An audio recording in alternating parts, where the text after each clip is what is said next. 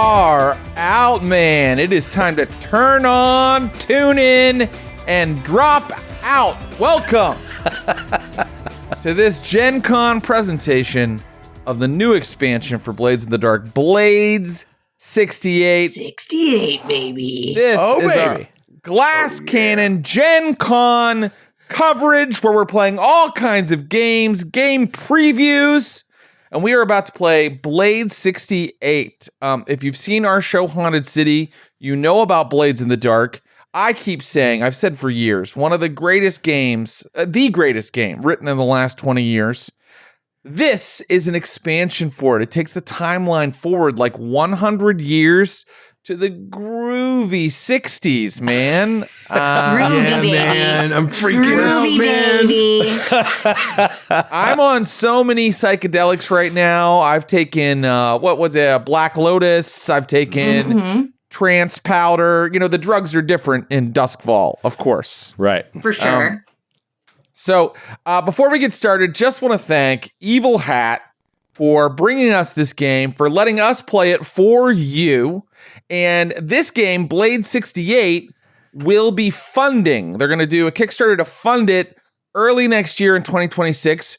Right now, you need to get your copy of Blades in the Dark because you do need Blades in the Dark to play Blade 68. So if you go to evilhat.com right now and you use the code 20cannons, that's 20cannons, you will get 20% off your copy of Blades in the Dark. And Blades in the Dark, I mean, I could have played it forever. One day we'll play more of it. What hasn't been said on this network about how phenomenal Blades in the Dark is. It's such a good just an incredible game, and I'm so glad that there's yet another new version of it coming out. I'm so excited. Yes. It's a game you can just pick up and play, which how true of that is of other role-playing games. Other role-playing games is like, we need an initial meeting to just go over the bylaws of our new club. Talk about the commitment. Right. Yeah, you need a parliamentarian. You need a secretary. God. Jared, I ran this game, not Blade 68, but Blades in the Dark, for the first time with a whole bunch of people who'd never played a role-playing game before. And it was wild how you just like toss that book out on the table and 30 minutes to 40 minutes later, you're in the score, baby. You're there. You grip it and rip it. It's great. It is all grip That's it so and awesome. rip it. Now, if people want to look at Blade 68, there's stuff to look at already. You can go to drivethroughrpg.com. There is a preview right there. And we should also mention that Blade 68, you know, the great John Harper, a good friend of ours, that he created Blades in the Dark. But another incredible designer, Tim Denny, has created this expansion, Blade 68. And you might know Tim from Deathmatch Island, another game. Phenomenal Mary Lou was in that game. Another game that we played Game kicked in our Gen Con last year. So these are good friends. We really encourage you to check this stuff out. If you haven't played it yet, now's the time to play Blades, to get ready for the release of Blade 68. And we're so proud to bring this to you today. Is there anything I've forgotten to cover, everybody? I don't think so. Are you guys ready to get into it? You know what I forgot to get into it. Well, sorry, I need more six-sided die. Yeah, I've been six-sided die. practicing my 60s psychedelic font drawing. Looking good. It's harder than it sounds. Look. Yeah, some nice groovy bubble letter fonts. And man, the Evil Hat people are amazing designers. And I got to say, just the materials to look at for this are designed so immaculately. Gorgeous. They lean in so hard to that like gorgeous, like mid-century groovy mod design aesthetic. It totally rules. And I think it just incepted itself so much into my imagination that just walking around this morning before the game, I was so excited. I made a whole Spotify playlist just for myself of awesome groovy tunes that perhaps our characters are vibing out to. I mean, incredible. That's amazing. I watched the Elliot Gould movie Getting Straight last night because I wanted a little bit of that sort of late 60s feel in my head. That is awesome. Today's adventure is mostly going to be... Today's adventure is going to mostly be about a relationship with Candace Bergen and how she wants different things, and you're in that in between period between growing up and dropping out. And no, it's not going to be that, but it is good to get that kind of flavor. We should mention just before we get in, if you've never heard of Blades in the Dark, you've never watched the Haunted City show, so. Blades in the Dark and Blade 68 take place in an alternate universe, an alternate place called the Imperium, where 1,000 years ago, a horrible cataclysm broke the sun into shards and covered the land in shadow. And more recently, the people of the Imperium learned to hunt and fish for the demons that dwelled inside the dark seas, and to take their blood and to use that blood to create electroplasm, a marvelous energy source that fueled lightning barriers that kept the spirits of the dead out of their cities, because when the sun was crushed, the spirits of the dead rose up. The dead were unquiet, and they would no longer remain in their graves. But that was a long time ago, guys. That was like 100 years ago. That was an earlier age. Now, in Blade 68, we are in the age of consensus. And even though the Leviathan blood, it dried up long ago and led to Unity War 2 and 3 when that blood dried up, today, the scientists of Duskfall and the Imperium have discovered electroplasmic fusion. An electroplasmic fusion allows for the creation of the bubble. So no more archaic lightning barriers keeping the ghosts out. Now the bubble keeps us safe. And it even allows for occasional sunlight through the miraculous invention of blue time. Blue time.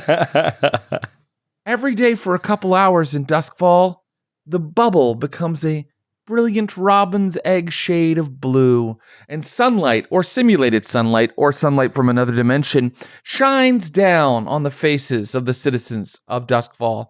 And that is the kind of privilege, comfort, and peace you can expect in the age of consensus in Blade 68. But some people aren't that peaceful, and they're not that content. And those people, they're the outliers. They're the ones who fight against this new status quo. And so we're going to learn about your characters right now and your crew. So let's start with Joe O'Brien. You know, each of you chose a playbook. The playbook is a character sheet with everything you need to know, including all of your special abilities right there on the sheet. Joe, what playbook did you choose? And tell us a little bit about your character. Okay, I chose and I'm glad that you said this about not everybody is so adjusted and happy, and I think it's because of people like this character who, these are the people that the happy people don't want to think about, the people that are needed in some way to create this happy world that everybody gets to live in now. I am playing the operative playbook, which is, by the book, a stealthy and clandestine espionage professional. And I envision this character as sort of an Imperium highly trained assassin, essentially. Okay. So, an enforcer of sorts who is a tool of the Empire to be used at their whim to execute whatever jobs they need. That could be anything from, intelligence gathering and theft to assassinations. And I think that he's probably done a few of the latter, and that's because he's very, very trusted and always delivers. When you choose an operative, you choose in this a backing faction. Now, is that with every playbook? Do you guys have a backing faction? No, on your playbook. The playbooks are a little different. You get different little background things for some of the playbooks. Yeah, so I didn't read all the other ones, and I'm curious to see what you guys have that's like different on your sheet. But I have a backing faction, which is where you pick who you're an operative for, essentially. And I chose the Palace, which is the tier 5. It is the Imperium. That is who my guy works for. And there's a very cool mechanic here that I didn't delve into. It's a one-shot. Jared will use this wherever you want, but you can call on your backup faction in a pivotal moment in the score for help on a roll, essentially, or help in a moment. And if they give it to you, if it works out or whatever, they may come calling with a requirement that you have to do. They call it a personal mission. And that comes like later down the line, and then you can do stuff to get more and more prestige with your backing faction. So really some fun mechanics there. But yeah, that's very cool. I will say you're probably going to be deep undercover even within this crew, and we'll find out a little bit more about that in a minute. But can you just tell me a little bit about his heritage and yes. So as an Imperium spy, I just went Akarosi, which is sort of the most popular, what most people look like, I think, in Dustfall. The homeland of the Imperium. The homeland of the Imperium. Palace. Yeah. And so he is Akarosi. His background is military. Military in this also covers intelligence professionals, intelligence operatives. So I did military for that. And he is, his look is professional, clean cut, though he does have a bit of wavy hair, but he is clean shaven. And, he's always kind of dressed in a sharp outfit. I imagine him in like black slacks with like an orange crew neck sweater and like a light gray blazer over it, Okay. So clean cut, but a little splash of color. And what special ability did you give him? I chose the top one. I think I've played some Blades, and I always I rely on the recommendation is usually if you're new to it, go with the top special ability.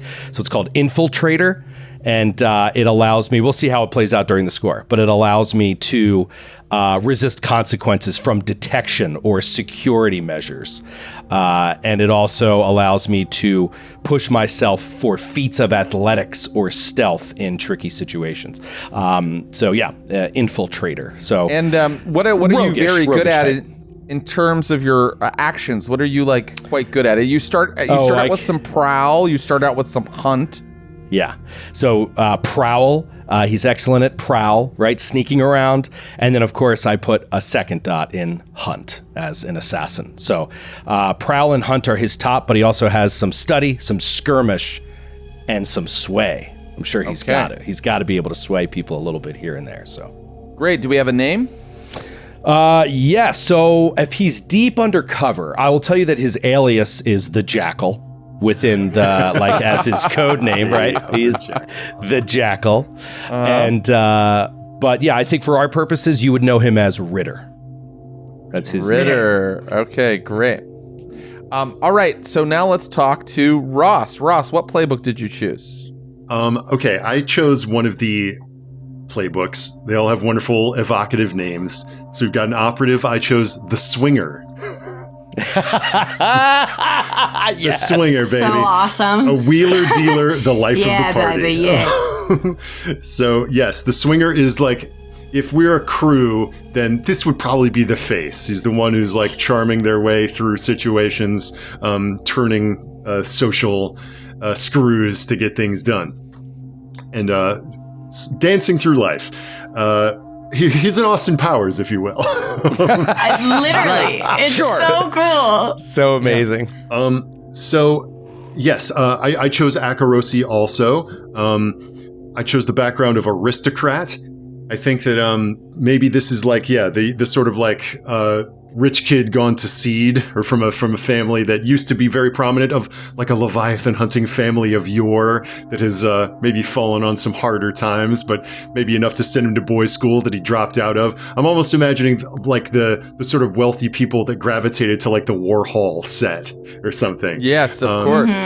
And so great. So that's sort of his vibe. His vice is pleasure, naturally, and as far as a look, I was looking around online, and I was I found these photos of Peter Fonda like just the shaggy, like peak late 60s Peter Fonda, the shaggy hair, the carved face, the piercing blue eyes, and the immaculately tailored Akarosi Imperial suit style with a paisley ascot and enormous sunglasses. What special ability did you choose?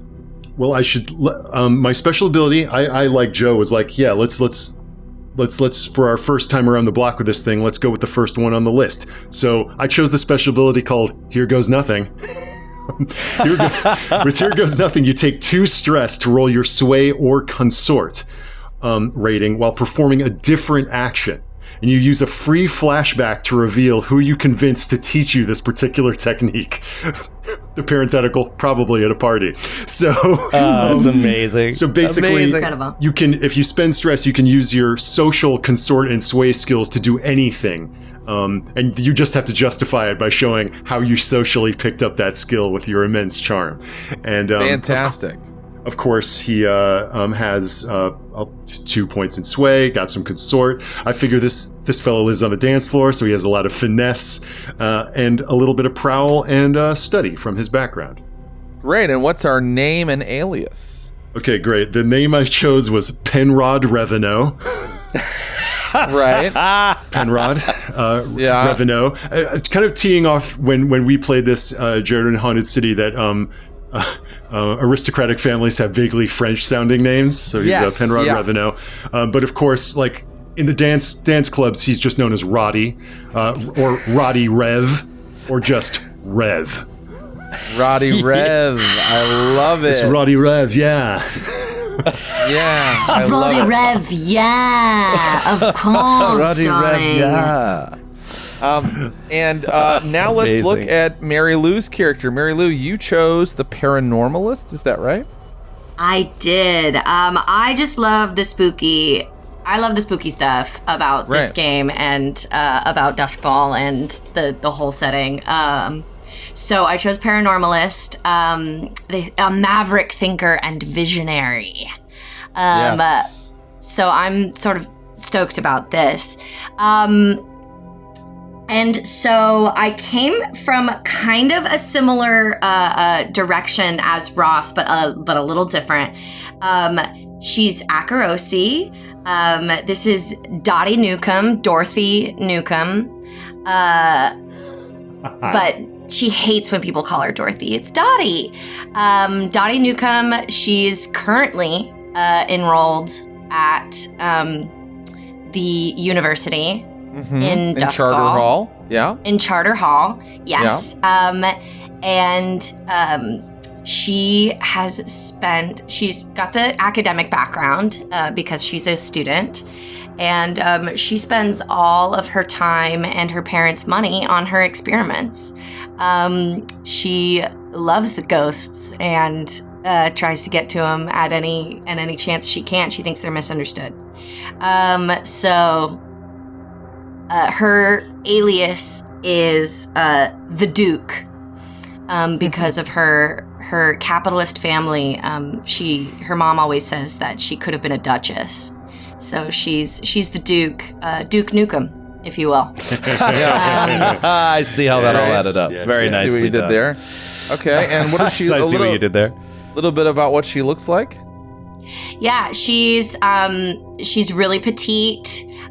She's got like the Twiggy vibes, big blue eyes, dresses very mod, the turtlenecks and the shift dresses, but she's got big curly hair that she can't quite tame, and doesn't really have the energy to, so she usually puts it like behind one of those big headbands.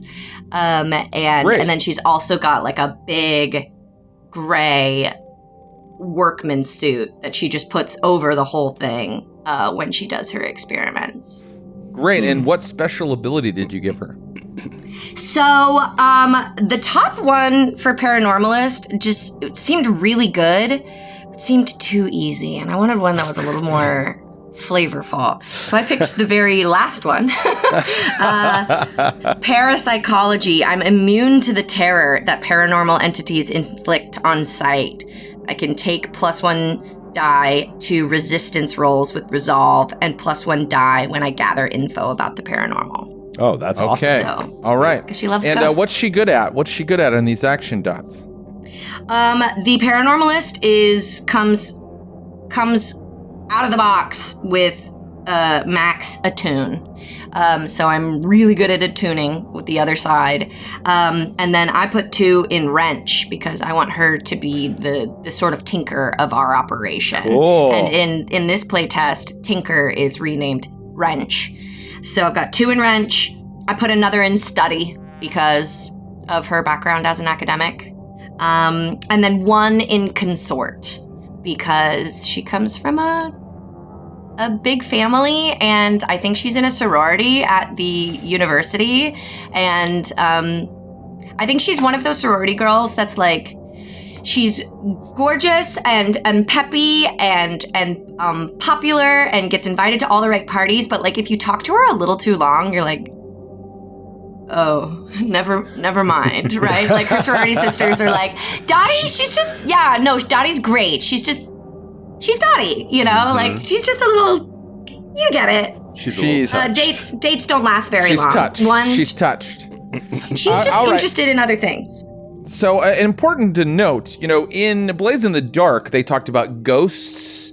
They talked about, you know, the unquiet dead, the spirits of the dead, and things like that. But in the age of consensus, we know that there's no such thing as ghosts.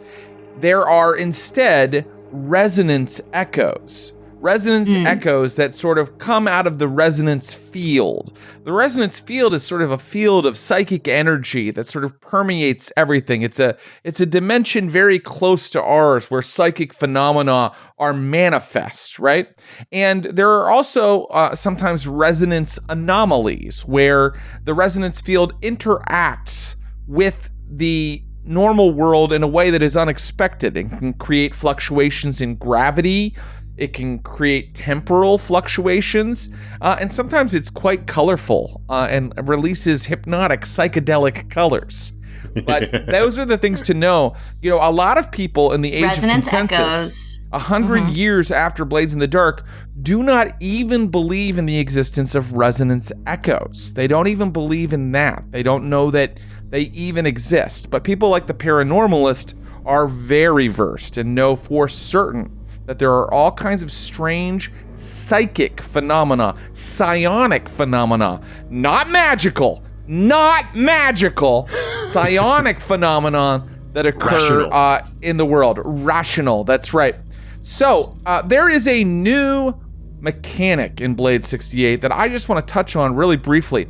It's an XP mechanic. Today we're playing a one-shot, so it might not be quite as relevant, but we just wanted to show this off and tell people about this. So Mary Lou, did you come up with some keys for your character? Now every character has keys, and those are just character traits that the character has, and I'm going to tell you how to use them in a minute, but did you come up with any keys for Dottie? Yeah, the first one I came up with is just from the suggestions on the bottom of the character sheet, which is very helpful. And I took bold. Bold. Yeah, she was born from a lot of privilege and has had like permission to explore anything that she's ever wanted to. And so that's made her pretty bold. And then the second one I came up with on my own, I think I like it, is inventive. She's very creative, or there's one on the sheet that I maybe could go with is open-minded.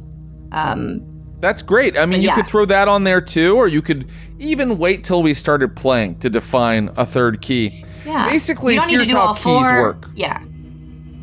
Keys, other than just giving your character some descriptive words to help you roleplay them, they help you roleplay them in another way.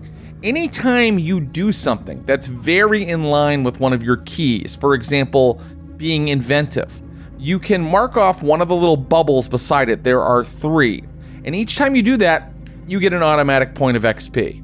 So you can just kind of bank XP by continuing to be bold or inventive or open-minded. Once you've filled the 3 bubbles on the side, you can keep hitting that key for more XP, but you now have a new option. Once you've filled those 3 bubbles on the side, you can turn the key. And when you turn the key, a lot of amazing things happen.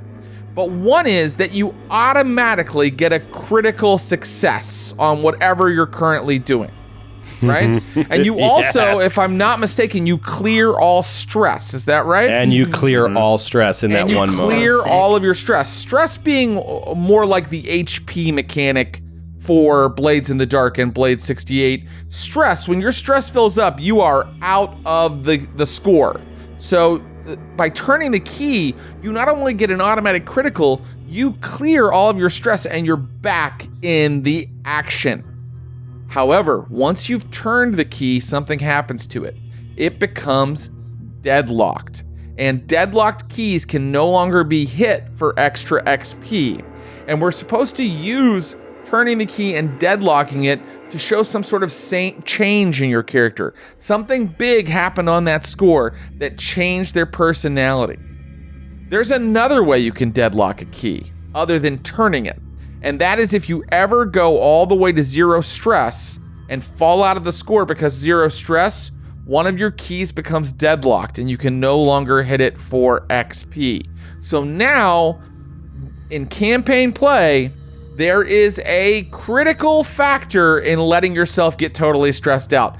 I remember Abu on Haunted City would go all the way to 0 stress all the time, and I loved him playing that way, and that's still a valid way to play, but you see how your operative or your paranormalist or your swinger might slowly become hardened to the criminal lifestyle the more they get knocked out of scores by maximum stress.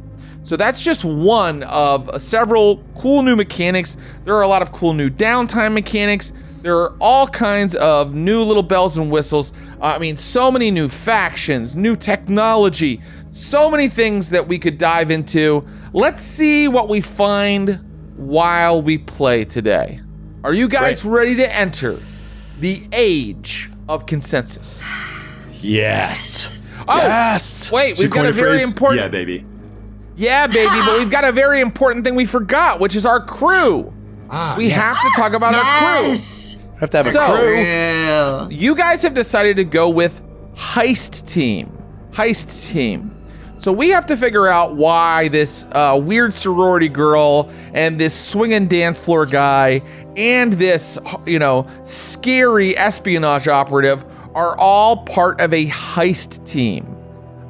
So the heist team are described as expert thieves, who execute elaborate crimes. Thank you so much. Who execute elaborate crimes. And we'll skip a hunting grounds or a ward boss today. Those have to do with campaign play. But I would like to know what your special ability is for your heist team, and what is the name of your heist team, and maybe the reputation of your heist team. So what special ability you guys like?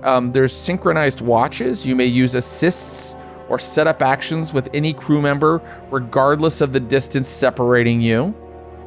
Then there's Thieves with a Code. When you complete a score with no deaths having occurred, you gain +1 faction status. More of a campaign play special ability. Something called Sleepy Time. Everyone on the crew adds tranquilizer rounds to their playbook items. That's amazing. Well, it seems like first you get Sleepy Time, then get Thieves with a Code. Yeah, exactly. Yeah, that's a good idea. Stacks nicely. Then there's putting the band back together. When any PC deadlocks, they drop out of the score entirely. Introduce a new character who makes an entrance at any time of your choosing. The character starts with bonus action dots, playbook abilities. That's nuts. Let's not do that today. Yeah, we're not going to do that. But let me just say something on that, Jared. I didn't create extra characters, but that would be so amazing. Yes. Let me just say something on that real quick. There is something that you said in passing that I just want to point out is not what they say in Blade 68 in terms of when you fill your stress bar. You are not dropped out of the score in Blade 68, though that is up to the GM's, determination, you may be unable to continue the score depending on the situation. But it says very clearly that you could just be out of the scene. The scene could be over, and then you can return with your deadlock and all that stuff and keep doing the thing. But it's a major change to your character, of course. This special ability, you don't have that choice. You must be out of the score entirely if you deadlock, and then you have to take on another character, which is kind of fun. So one last job. One last job. Before a job, any player may declare that this will be their character's last score. When this is declared, the character clears all stress and gets 3 downtime activities. Amazing. Pulled back in, you can bring a retired PC back with a 10-step long-term project clock. And then Benefactor, when you take this ability, the crew immediately receives 4 stacks whenever you advance your tier.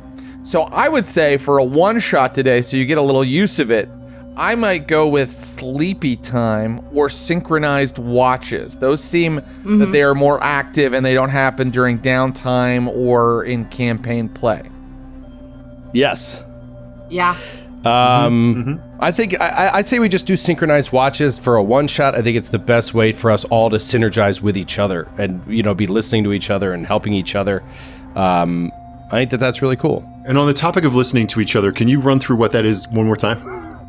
You may use assists or setup actions with any crew member regardless of the distance separating you. So to assist somebody with a skirmish, you don't even have to be in the room. Somehow with this Synchronized Watches, you can come up with a way.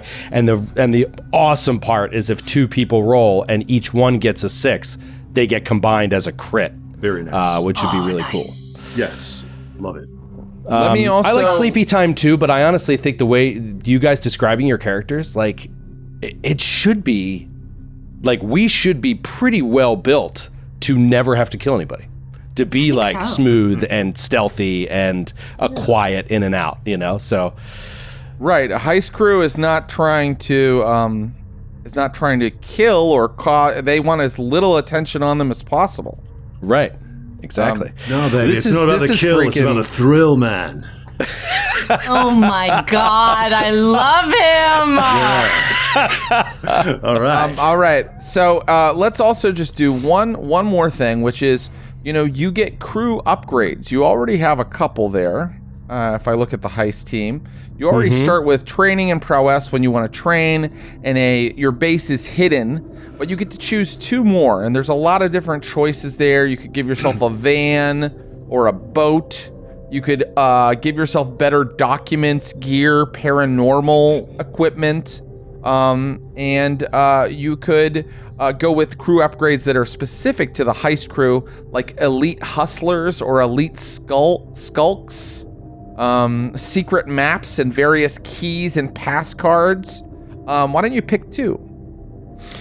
Well, the thing with, I think elite hustlers, elite skulks, I don't think we can get those. I think we already have to have cohorts. I think that's a little bit later into campaign play.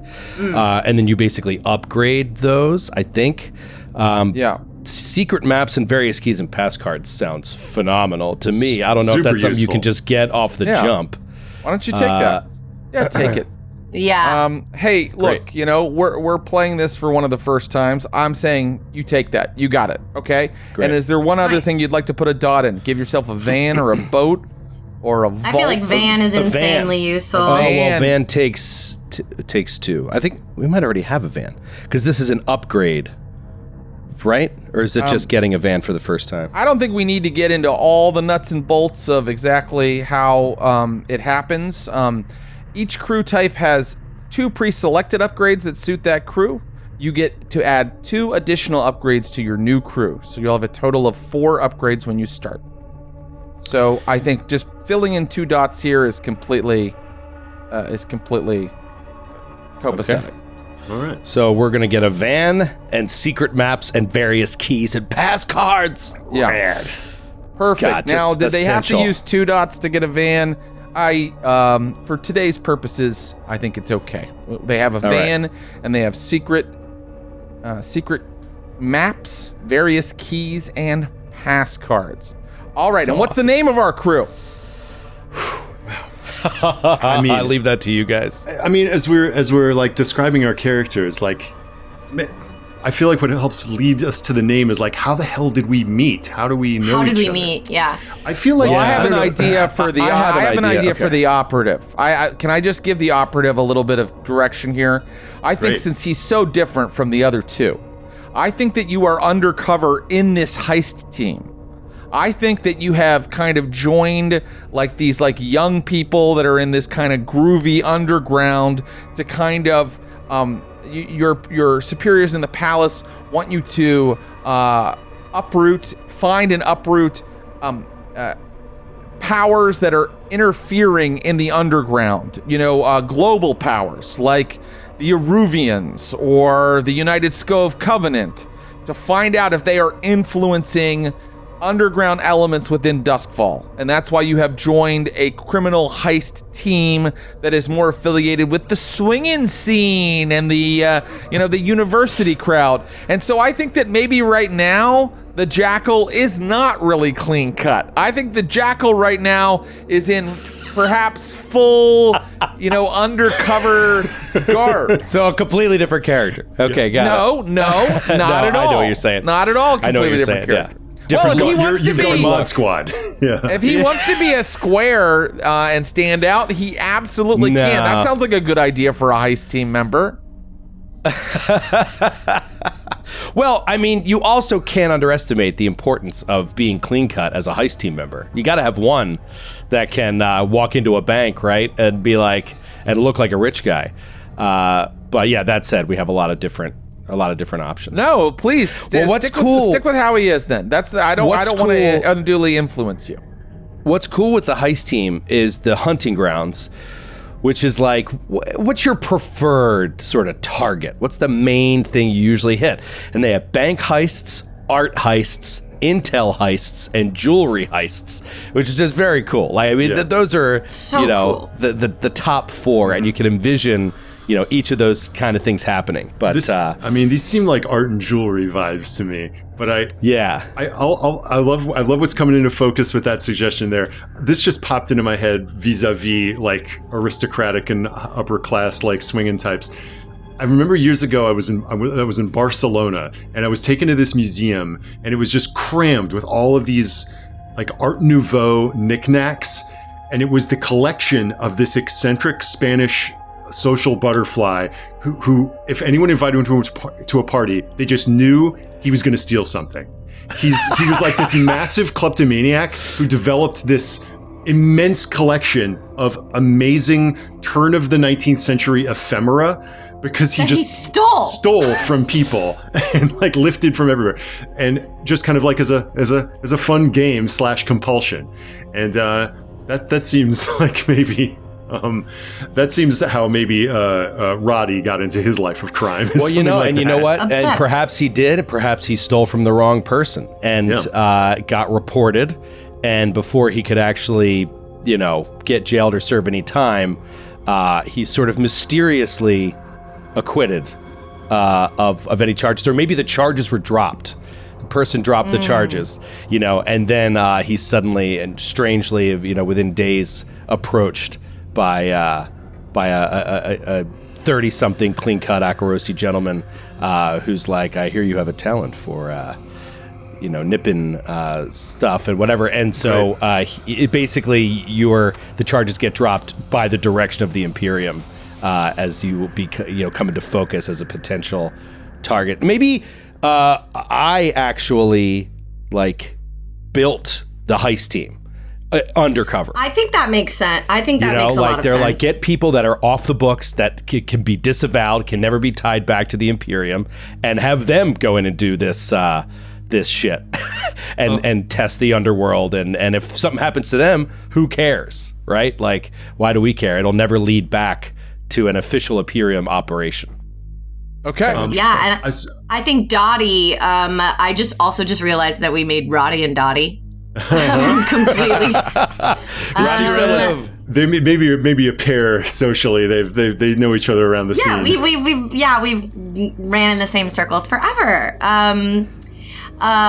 I think Dottie, maybe her parents are like threatening to cut her off because her experiments are getting a little too far out. And so she's got to fund it somehow because she's not going to stop. So, yeah, she's taking her talents. Someone who will offer her some freedom to do her experiments and try out her new inventions, and also the funds to make it happen. Great. So what is the name of the heist team? We got to know the name of the crew. I have a pitch. Please. Yes. Because what do you, if you're a klepto, if you're thieving, it's all about what you've got, what you happen to be holding at any given time. What you're holding might be what I am. And I love that like bands of this era would have these names like the Quicksilver Messenger Service or like things that sound like these turn of this, like that in our world would be throwbacks Sergeant Pepper's to the Lonely Hearts Club. to the long-winded names of things in the Duskfall era of Blades in the Dark, and so maybe they're the just the holding company. That's I love awesome. it. I want another adjective company. though. Oh, yeah, I want the blank holding company. Yeah, the right. It should the be ultramarine or the exactly the chocolate, like the strawberry alarm clock or the chocolate watch band or the yeah, exactly. Something the orange vanilla holding company or the How about the Sunrise Holding Company? Because I like that. love that. there's actually Love it. sun in Duskfall now. The Sunrise Yes. Holding Company. and the Sunrise sunshine, Holding Company. the Sunrise Holding Company. oh The sunshine, because Sunshine. sunshine was a type of acid also. Oh yeah, I like let's the go. sunshine holding company. Can it be- Sunshine I've got Holding it. Company. A particular type of was blue sunshine. The Blue Sunshine Holding Company. Done. Yeah, another movie I considered watching last night, which is a horror movie about dropping acid. Blue Sunshine. Blue Sunshine is an awesome horror movie about a type of acid that lays dormant in your spinal cord for years, and then suddenly it makes all your hair fall out and turns you into a psychotic, murderous maniac. I can't so wait to cool. watch it. I haven't seen it yet. The But Blue let us- Sunshine Holding Company. That's great. Let us begin if everybody's ready. Yes. All right, baby, let's go. Yeah, baby. Before Crew you, creation done. Before you choose your load, I'm going to tell you the score, okay? Oh, yes. Okay. You were hired by a mysterious fixer, a young woman of indeterminate age. Could have been 20, might have been 36. You're not quite sure. She had a very yammy vibe. What's a yammy? Why, in the age of consensus in Duskfall 68, there is a group called the Yammies, or the Youth Action Movement. They wear a lot of flower motifs, and they want to change society so it's better for the youth. And so this woman who approached you, who did not give her name, she was a representative of people who need you to undergo a very specific and dangerous heist. She asked you to get inside Charter Hall's Ministry of Discovery. My The God. Ministry of Discovery is sort of the NASA of Duskfall and the Imperium. Wow. And she is Okay. asking you to go inside and liberate a new prototype known as the X4. Okay. This heist will take place during a rally of the Youth Action Movement here in Charter Hall. The Ministry of it's a Discovery distraction? is, right around the corner from the Youth Action Movement protest and rally is where the Ministry of Discovery is located. Once you have liberated and have in your possession Prototype X4, this mysterious young woman asks that you bring Prototype X4 up to the top of the Blue Array. The Blue Array is sort of a giant satellite dish electroplasmic signal array that creates blue time. And Okay. it is such a giant piece of civic infrastructure that people can actually climb up onto the side of it and kind of get a view of Charter Hall and the city, she would like for you to bring the X4 prototype to the blue array once you have liberated it from the Ministry of Discovery. And so as we begin, it is still twilight in Duskfall. For many hours of the day, it's just twilight. It's not blue time. And the shards of the sun give out kind of a weak light. And often in Duskfall, it is like it is today, where it's sort of gray and there's like a very light rain falling, and you can smell wet pavement. But there are sounds of voices, youthful voices, shouting out for change, for liberation, for a new dawn, as hundreds of members of the Youth Action Movement, decked out in colorful flowers that are green and yellow and brown, walk into the huge square in front of City Hall. And there they have erected the stage.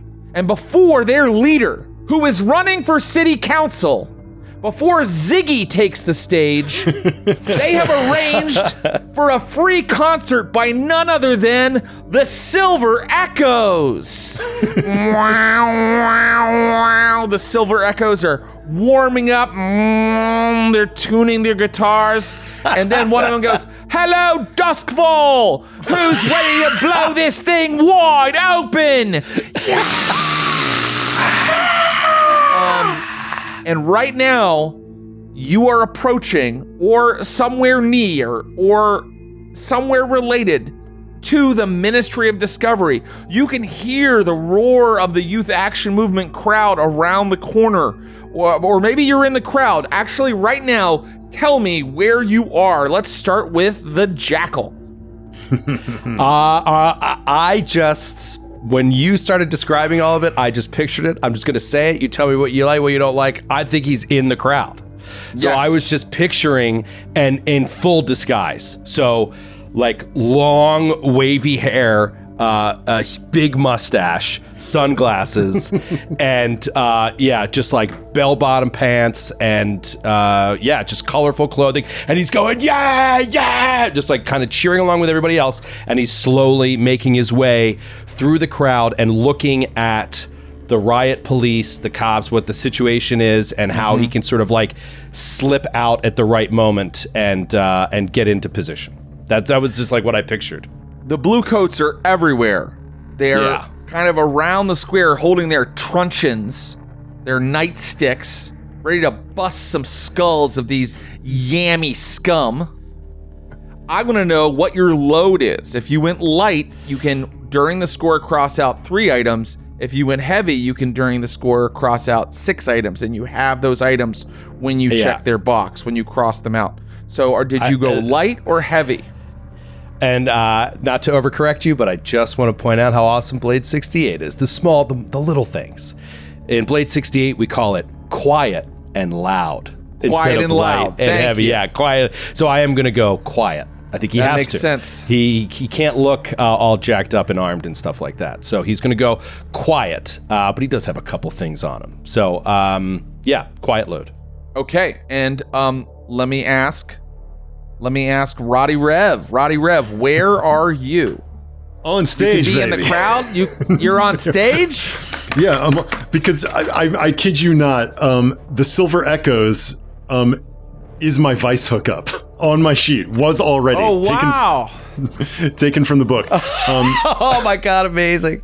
I think that the Silver Echoes Groove Factory is they have a standing engagement at a dance hall that I frequent. That I am a face in their sort of social scene, cutting shapes out on the dance floor, and that is perhaps where I am right now. Perhaps there's a young woman on stage right, grooving to the Silver Echoes and their electronic zither, and over on the left.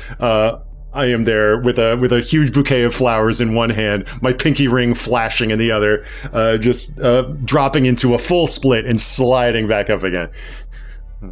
Yeah, that's great. Perfect. And quiet or loud? Quiet, certainly. I mean, yes, never quiet, baby, but maybe not loud in this circumstance, you know. Right. And finally, Dottie, where are you? Well, I believe I'm on my way to class. That's probably, in Charter Hall, just coincidentally right next door to the ministry. So she's got her books.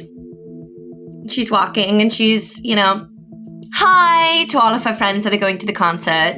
No, I can't go. I'm sorry, I've got class.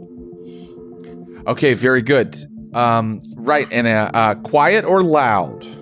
Quiet. Quiet, very good. All right, so as you all take your places, remember that your mission, your goal is to get inside the Ministry of Discovery. And once you're inside the Ministry of Discovery, to find and procure prototype X4. All right? Now, remember that you have a lot of tools. You can assist each other by spending stress. You can push yourself by spending stress. You can call for a flashback, spend stress to reconfigure the narrative that you've already done something that we didn't know about. And you can also deny consequences. You can resist consequences.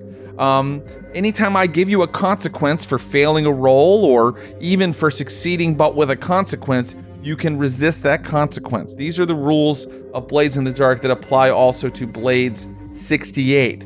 So, let's begin with Dottie. You said that your university building that you're headed toward is right beside the Ministry of Discovery, and that is correct. I think it's even correct exactly in the map. So you are here at Charter Hall University. Oh, cool. You're walking through the halls of the building, or maybe this is the Resonance Studies wing of the science building where you've spent some time.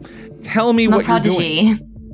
Well, I'm a prodigy, so I'm working on my independent research project. I'm not a senior, but I do get special privileges to access the laboratory and other facilities after hours, or to do my independent research.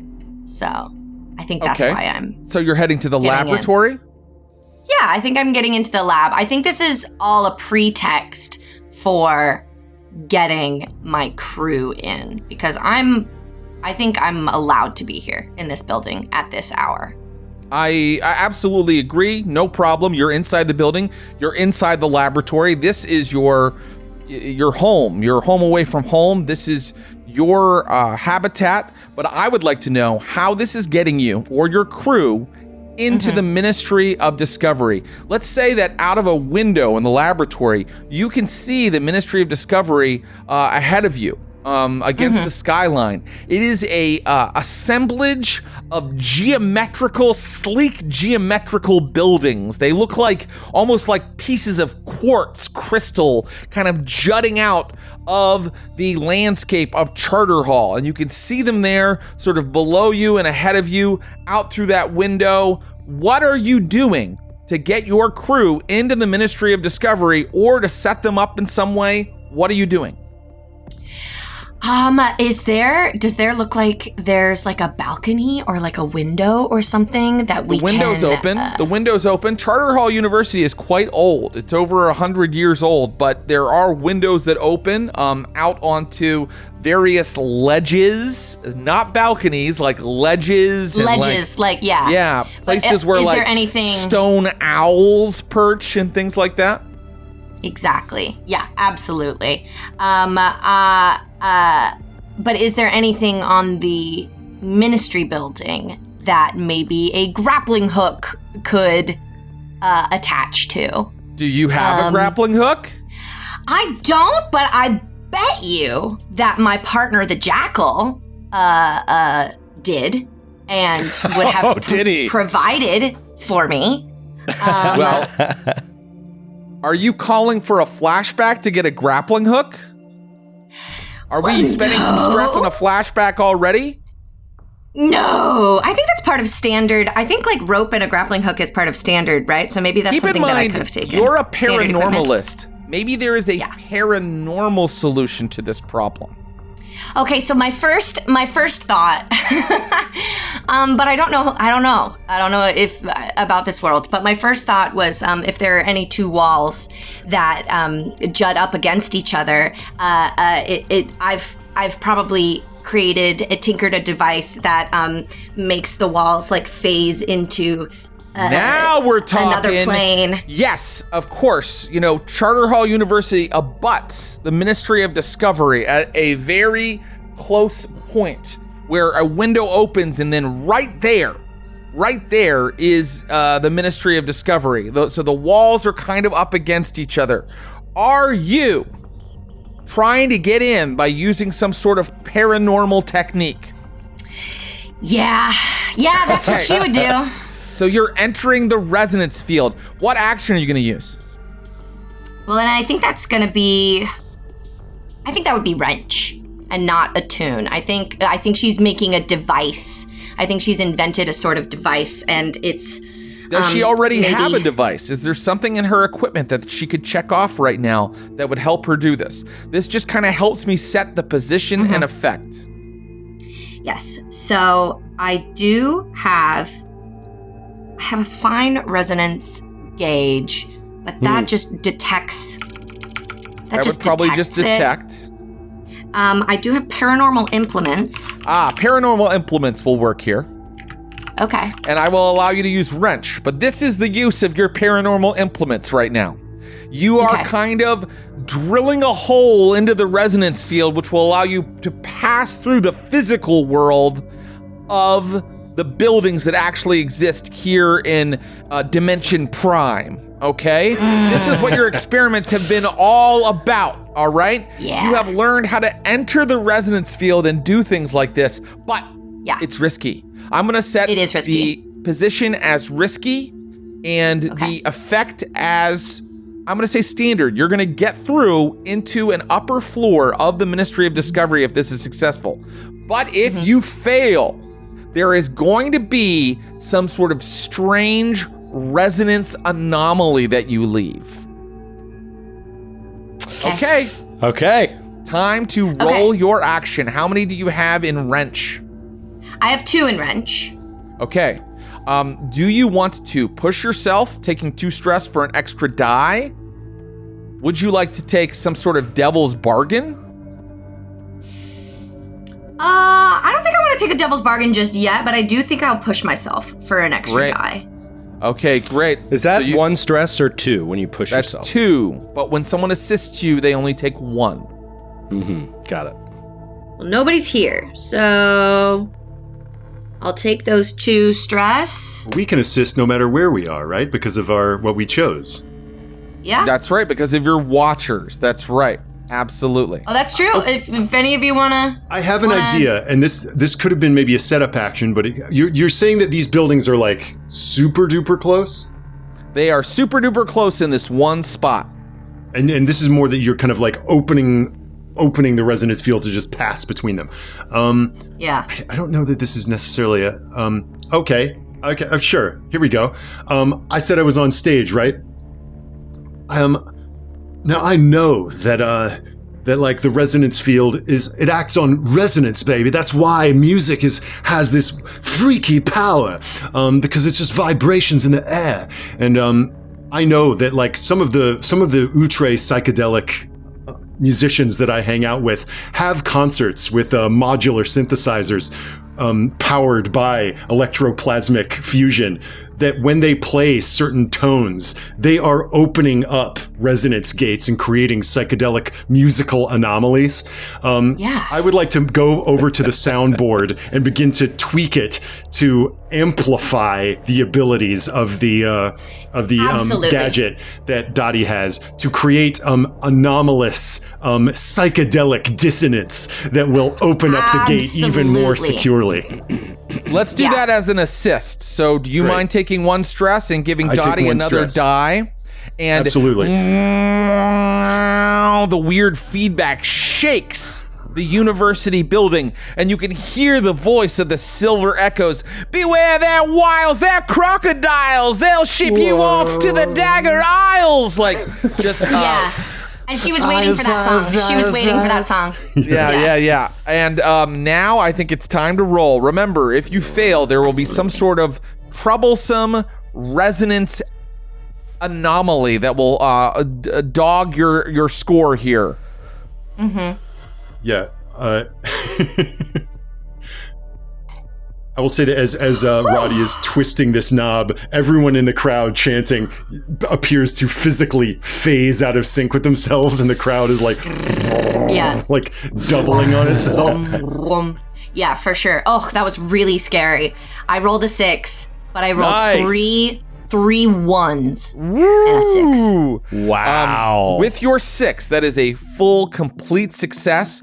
So you kind of slide through the wall. There's like this big glass wall, this big glass edifice to the Ministry of Discovery, and you slide through it sideways, and you land in a room with a huge room-sized computer that operates on punch cards. Cool. Meanwhile, let's turn to the Jackal. The Jackal, what are you doing? Well, as this was all developing, I was like, this sounds like she was our plan. Dottie was our plan, coordinated with that sound. So as soon as he hears that sound, that's the moment that Dottie is supposed to get inside, and he's supposed to make his way. Ritter is supposed to make his way to a specific window. And in my imagination of it, he is going to slip through the crowd in the blue coats at the right moment to some back window in the Ministry, where from the inside, Dottie just pops a latch and lifts a window. And this was all part of the plan. The Ministry of Discovery. Oh my God, Ritter, come on. The Ministry of Discovery doesn't have windows. It's a huge Windows. It is Windows. I described it as a you said it was all glass? Piece of quartz. Yeah, it's all glass.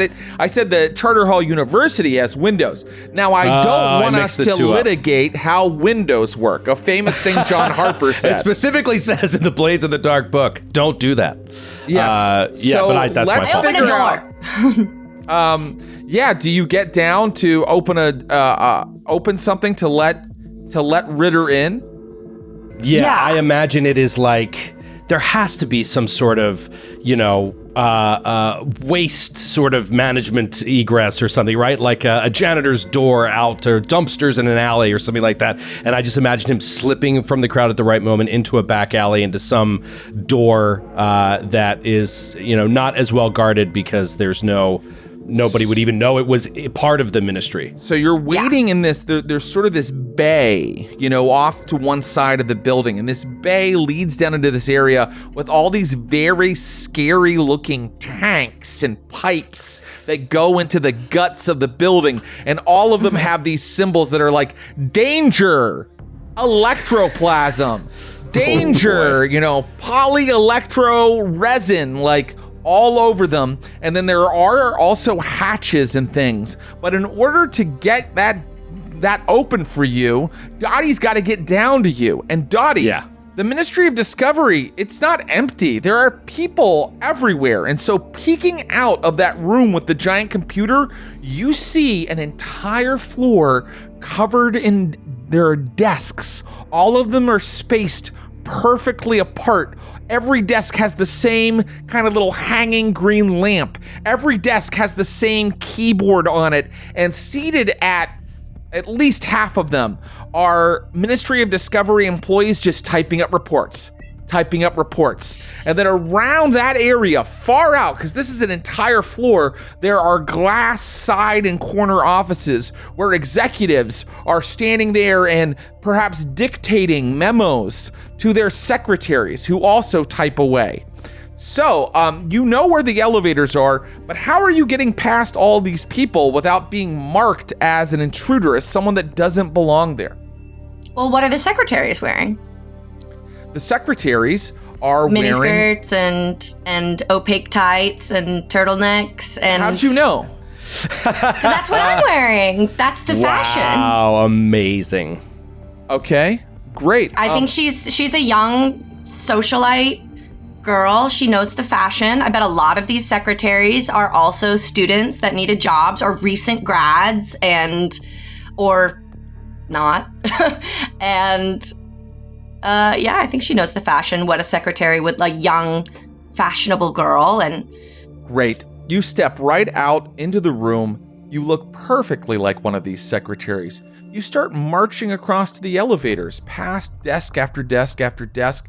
You look perfectly the role of a secretary that belongs here. And that's probably why one of the executives says, "Excuse me, you girl, I need someone to take dictation. Follow me." I'm so sorry. I'm actually on an urgent delivery to to downstairs. Yes. An urgent delivery to downstairs? Yes, you sir. know your It's, role here, miss? And he begins to walk towards you with one eyebrow lifted. He's clearly suspicious. What action are you going to use? Your position is now risky because he is going to make an alarm that there's an intruder here if your lie isn't good enough. And I'll go ahead and tell you that I'm on an urgent delivery for downstairs is maybe not going to cut it. Okay? Yeah. So yeah. What action are you going to use? Consort. I'm going to use consort because I think the Nukem family is a capitalist family. And so I think they've probably got a lot of friends in research and development at the ministry. And my plan is to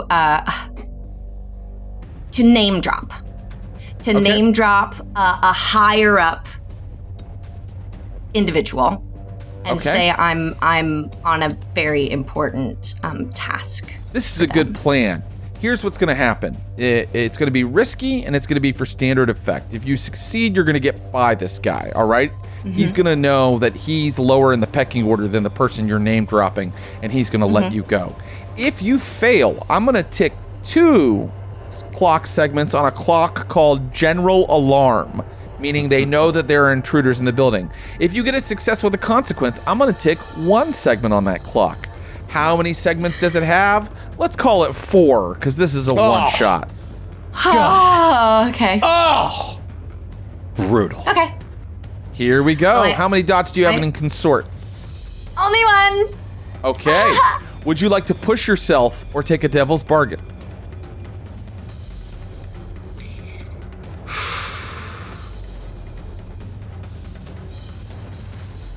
I will. Well, I only took 1 stress last time, right? Because of the assistance of my pal Rody Rev. That's you took no stress for the assistance. No. When someone assists you, you take no stress. They take the stress. Thanks, Roddy. I totally forgot. No problem. I've got stress to burn. I also, great. Obsessed. Go for it. You've got this. And remember, you've got special secret key cards. Oh, yeah. Oh, snarf. Don't forget I could have used that. I won't. But I am going to push myself because that's where we are right now. I'm doing it. I'll take the 2 stress to get 1 more die. Let's do it. Okay, here we go. I rolled a 1 again, but also another 6. There it is. I'm rolling only 1s and 6s. Woo! Okay. I had no idea you were an attaché to Dr. Behringer. Excuse me, I'll find someone else. Yes. Girl, yes, I'm over so sorry. here. Girl. And he starts walking toward another secretary. Yeah. Grab me a coffee and then meet me in my office for dictation. And so you're able to get to the elevators, and you find what is called sub floor 1, and you're able to ding, ding, go down there, and now you are in a room with more of those sort of tanks and pipes and fittings everywhere, and you find the hatch that allows you to open it and let in Ritter. Let's go to Roddy. Roddy, what's your part in the score right now? Great. My part initially was, of course, just allowing Dottie ingress I know that, of course, the next phase of the plan is letting Ritter the Jackal in by the back door. So now it's time for Rody Rev to make an entrance. I love him so much. He is now at this point having like screwed with the soundboard. The sound guy is just like, crazy, wild, Roddy. He's like, I know, man, wild. He kind of is now off to one of the practical stage effects. This is a protest, right? Remember how like Peter Frampton or like Pink Floyd would release these huge inflatables? So just see Rody Rev standing next to this box that I don't even know if he planned for this. The box just like suddenly pops and bursts open, and unfurling from it is a giant inflatable black goat dressed in a Blue Coats uniform in a mockery of the police. And as it inflates, Roddy is just chatting to a girl backstage. It's like, yeah, we really got to come around. Where did you live again? Oh, I love Crowsfoot. I'll drop in sometime, but for now, I've got to fly. And he grabs the rope and just levitates up on this balloon to climbing up the side of the balloon to she instantly swoons. To try to slide into one of the windows or bits of ductwork on the side of the building. Oh, great. That sounds really easy. So you are... I'll also say that was awful playful of me, so I'm going to tick that key. Oh, okay. Playful is one of your keys, and you're ticking, and that is extremely playful. Floating away on a balloon, that's playful. It doesn't get more playful than that. And you hear Blue Coats down below with one of them with a megaphone going, "You there, get down right away. You're in violation of Consensus Clause 49731. And you're kind of floating along toward the Ministry of Discovery. But it's not easy to inflate a floating balloon and fly over to another building and land on it or land it where you need to go. So I need to know what action you're using. I think this is a finesse for like trying to, one, stay on the balloon, and especially the agility it's going to take to dismount and get onto the building. Finesse it is. I'm going to make this... should it be desperate? Because if you fail, you fall, right? That's right. That sounds fair to me. So that's more XP. I'll just tick that. Yeah, tick it for a desperate action, because every time you take a desperate action in Blades, you get XP. And let's make it desperate, but for standard effect. I think you're able to get on the roof of the building if you do this correctly. Okay? Okay, great. Does that work for you? Desperate for standard effect. Yeah, let me see here. Remember, you can also push for better effect if you ever need to. You can also trade position for effect, but your position's already desperate, so you have no trading power there. If I were to... he does. He could, right? He could make it a risky action for a limited effect. It's already a desperate action. Oh yeah, he could. No, that's true. He could make it desperate and make it limited. Position for effect. Yeah, floating over onto a building, making that limited sounds really interesting to me. Would you like to try that? I want to keep this desperate. I want to keep it desperate. Right. Yeah, let's. And I will push myself. This is a big moment. I'll mark down 2 more stress and giving myself 1 more die. Correct. That's right. So now I'm rolling 3d6. Here we go. Boom, boom, boom. Okay, my highest roll was a 4. A 4. Okay. Success with a consequence. A consequence. You're not dead. I'm not dead. Great. It was desperate, baby. Great. I did it. So just to see him clinging to one of the horns on the goat, like swiveling towards the building. Yes. So you land on the roof. But what you perhaps didn't know is that the roof is also glass. You don't shatter it, but there are people in these like hydroponic gardens that are like on the, on the like top floor of the Ministry of Discovery. And so you're kind of clanging along above them and you are visible. Now, that doesn't mean that you're in trouble really yet, but it was a success with a consequence. So I'm ticking the clock called General Alarm. Great. Okay. All right, that's where you are on the very top of the building, and the entirety of Duskfall spreads out before you, and everything is in this weird sort of twilight, and you can see the neon signs of the various districts flashing, and you could see a big billboard that says Nutri-Wafer. It's a meal in one bite, and things like that all over the place. Flash, and it's bang, a beautiful pow, view. Wow, man. I had a Nutri-Wafer for breakfast. Yeah. The iconography of advertising is art, man. And he goes, and he just goes sliding down the glass like as sleek as you please. Oh, he's sliding down it. Yeah. What's his plan here? I think to try to find a way in. Okay. That makes sense. This point is planned for, I think.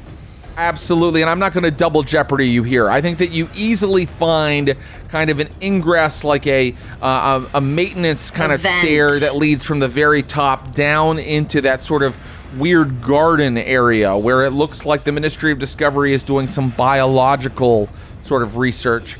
Let's go to the Jackal and Dottie. You are now in this sub-level. Where are you going to get Prototype X4? Okay, I have an idea. And this is just based on what has happened thus far. I'm like, my wheels are turning. So tell me what you think about this, Jared.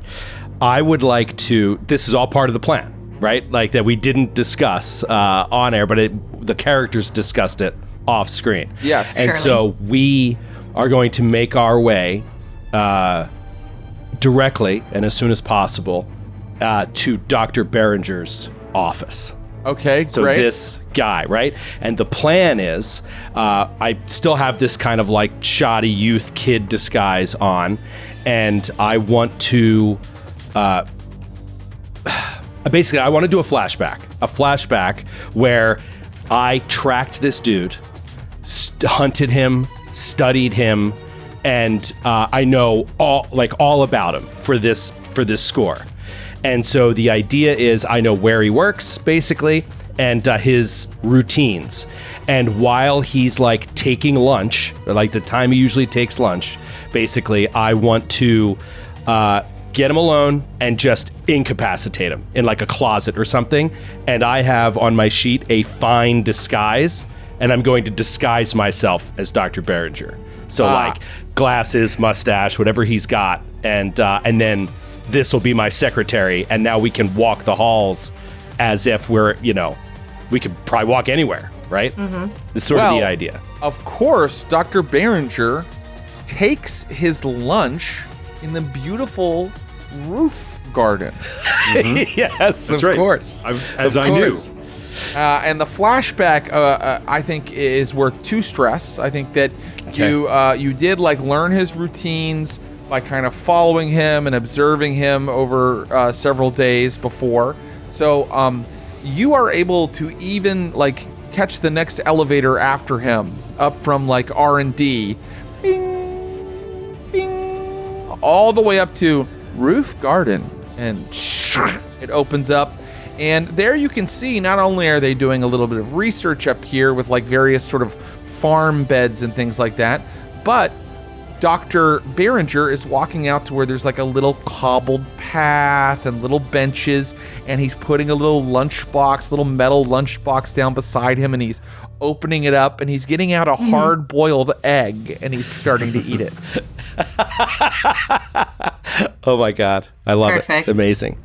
Okay. I think I'm going to kick it to Dottie. Can I distract him? And I think the plan is that you need to like draw him off somewhere quiet. So whether it's like, into a dark corner or a restroom or just somewhere where he's out of sight for a moment, and then I can leap. Perfect. And so I'm now like standing in the back, kind of watching from the shadows and waiting for Dottie to enact her part of drawing him off. Perfect. Okay, great. So Dottie, this sounds like maybe a setup maneuver. Does that sound right? Yeah, actually. Yeah. So that sounds exactly right. Anyone who follows through on your setup gains +1 effect or improved position for their roll. So, how are you distracting him? Or drawing him off to a quiet place? I think I'm going to... Can I pitch an idea? Yeah. I think that maybe you can track the name on the guy that stopped you and asked you for dictation or something. And you can just drop his name and be like, so-and-so needs something, blah, blah, blah, whatever, and try to like draw him, like he needs you urgently for something, and he asked me to bring you there or whatever. So could try something like that. Yeah, maybe, was that guy maybe wearing like a name tag, or did he well, his desk, his office would have a name. You know, if he stepped out of his office. Have a name? Yeah. I do have I have study, so I feel like I maybe could have noticed. You studied it. You saw that his name was Larry Selwyn. Larry Selwyn. Yeah, okay. She's gonna step right up and go, Dr. Berenger. Oh, it's a pleasure to see you. I don't know if you remember me. I'm Dottie Nukem. Mumsy just raves about you. You came over a couple weeks ago for supper and tea. Do you remember? Anyway, I'm sort of interning here. It's so good to see you. However, I do have a bit of business. Mr. Selwyn stopped me on my way up, and he needs you rather urgently. Oh. He told me to come and find you. Oh, really? Yes, he did. And Dr. Berenger is kind of a plump guy, balding, with he's got a lab coat on, but he's also got like a short sleeve button up shirt with like a big pocket protector in there. Perfect. And he says, really, Selwyn? He does. Yes, he was rather rude with me. You know how short he can be. I know he's in very important business, I understand, but he was quite insistent. Yeah, well, I'm in the middle of my allotted personal time and very busy with R&D right now. He takes a bite out of his deviled egg. So tell Larry I'll try to get back to him sometime today. And I'll need an action from you. Yeah, yep.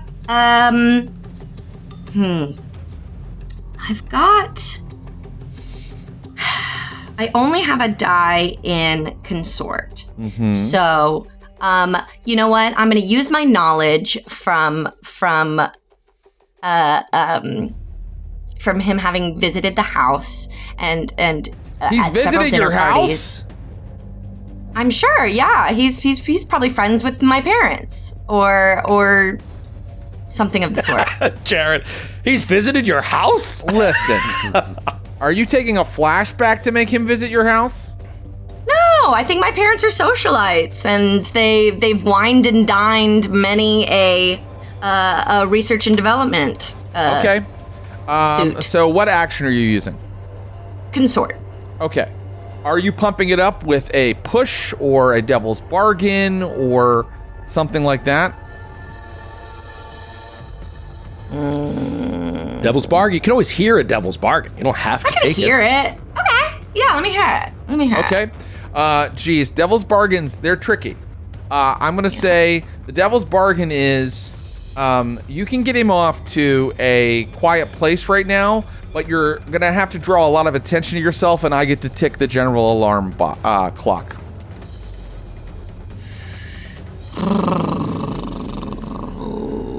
Take your time. We've got all day. Wow. Okay, okay, well, my idea was to be like, Dr. Berenger, I see you're eating the hard-boiled egg. It's not good for your cholesterol. Mumsy's told me all about it and about how you've been working on your fitness. And so I think we should go talk to Mr. Selwyn and we'll take the stairs. Okay, how are you convincing him? Are you taking the devil's bargain?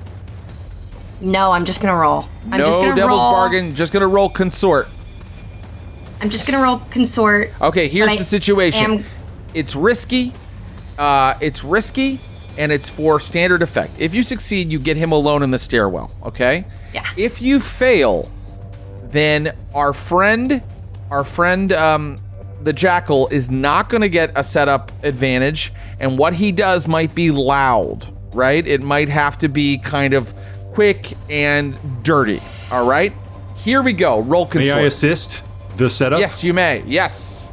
Yeah, I couldn't think of how to assist this. I'm there, right? I'm in the hydroponic garden. You're in the hydroponic gardens. When they came out of the elevator, I popped down. out of the door, like the service door on the other side, having slid down the above ceiling. You can see the horns of the goat bobbing by up above. Yeah. And People are pointing at it. Yeah, Roddy's walking across the room, like whipping off his ascot, stuffing it, making it a pocket square, buttoning up his top button, looking a little bit more square and straight. And he just like grabs a little bit of the water, feeding the hydroponics. And as you're having this little conversation, he pretends to trip and stumble and splash water all over his lunch, as a way of making. Oh gosh, terribly sorry. Your perfect lunch. This is an attempt to just like, disjoint his routine and make him more amenable to getting up and going. Well, now he doesn't have a lunch to sit and eat and enjoy, right? Right. I love it. Take a stress. You get an extra die. That also sounded pretty silly and playful, didn't it? Oh boy. That was very playful. Take another XP. Amazing. I want to turn a key today. Someone's working toward turning that key. Okay. Yeah, baby. I'm turning a key today. God damn it. Okay, great. You get 2 dice. Let's see how it goes. It's Friday night, and it's time for chaos. We got Ross Bryant. His skill has gone from a paltry 20 to a manly and robust 21. Nora Ibrahim in the house. If you fumble on a roll, you're breaking your elbows. We got Rob Kirkovich. You're a fucking intern, and you'll always be in it. Joe O'Brien, everybody. Joe! Mr. Walsh. Dr. Walsh, tell you what, I'll allow it once. I sort of thought between us there was a little, I'll fucking kill you. You have heroin? I accept you enthrall me, ever chaste. You gotta have to get used to this shit. You hear the cocking of a gun. So what do you think? Who really is this pale viper? It's just someone going like, London Bridge is falling down. You have to meet all the guys. Drunken, shirt sucking. and then Carter invents the fist bump. This is the most fun I've had in a long time. Oh, we back it We back, baby! Victory squad. Yeah.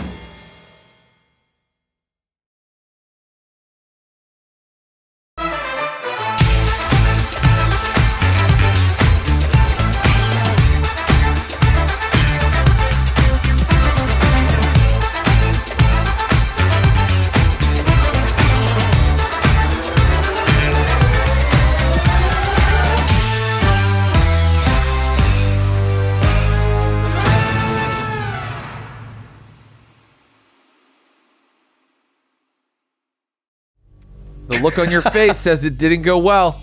Oh no. It did not go well. Full-blown failure? 1 and a 2. Ooh. Oh. Do you have any idea who I am? You do not give me orders, young lady. And you, sir, do you intend to buy me another lunch? What are you doing in here? Ritter, you're gonna have to step in. What do you do? We're just gonna have to step in. Very interesting. Okay. I'm so sorry, sir.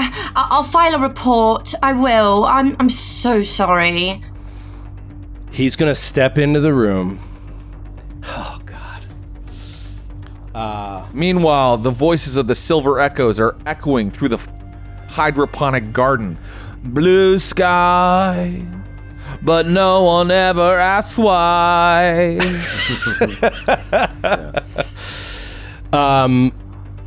He is going to step in. He's going to step into the room, and he's going to.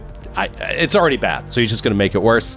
And he's going to create a diversion, right? He's kind of already in this disguise, and he's going to jump into the room, and he's going to, in like a strange voice, just say, something along the lines of, you know what he's going to do? He's going to act as if he is, because he's dressed like it, he's going to act as if he's a Yammy, right, that like broke into the building.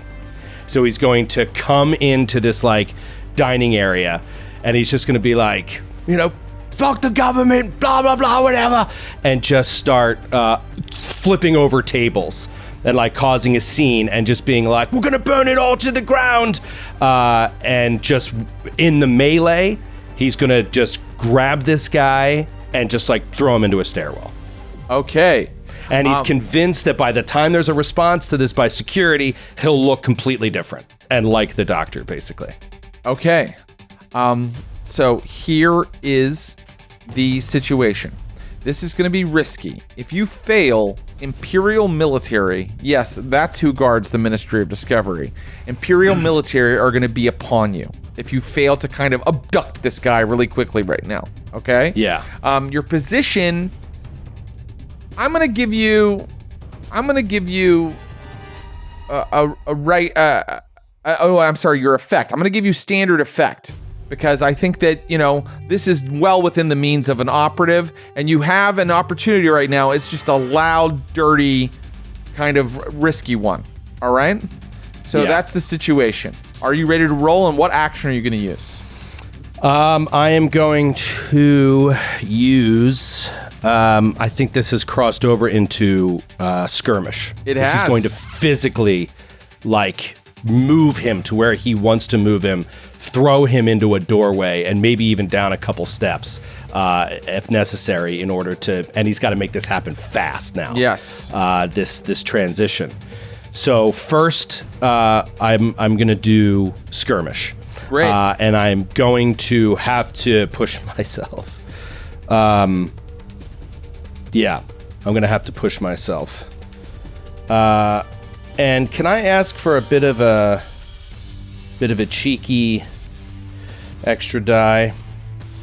Okay, so there's a such thing as hiding in plain sight. Okay. Okay. Tell me more about that. My infiltrator ability gives me when you attack from hiding, you gain +1 die. Now, the negative to that is I was the one that drew the attention to myself. No, I'm sorry. I'm going to say no, because the setup maneuver didn't work, Right. So this is a loud, chaotic, dirty way of making this happen. So no +1 die for that. Okay. I give you a devil's bargain. Okay, yeah, go. I get to tick the general alarm clock no matter what, because this is loud, dirty, and chaotic. Yeah. Yeah. I mean, I think that's sailed anyway, and this is too important of an action. I have to get out of here in this disguise, and so I'll take the bargain. So we'll tick the clock, and we're gonna have to, the clock just got bumped up anyway now. We're on a short time. All right, so I've got 3 die now, rolling this. Okay, here we go. 3 actual die. And I got a 6. There it is. Yeah, baby. There we go. Him Finally. So strong, just throws this guy into a stairwell. You pretend to be a yammy who is carrying out some sort of protest action, and you throw the Doctor into a stairwell. And because you use skirmish, the Doctor is not a combatant. I'm going to say that he is completely neutralized by the Jackal's roughing up techniques. Great.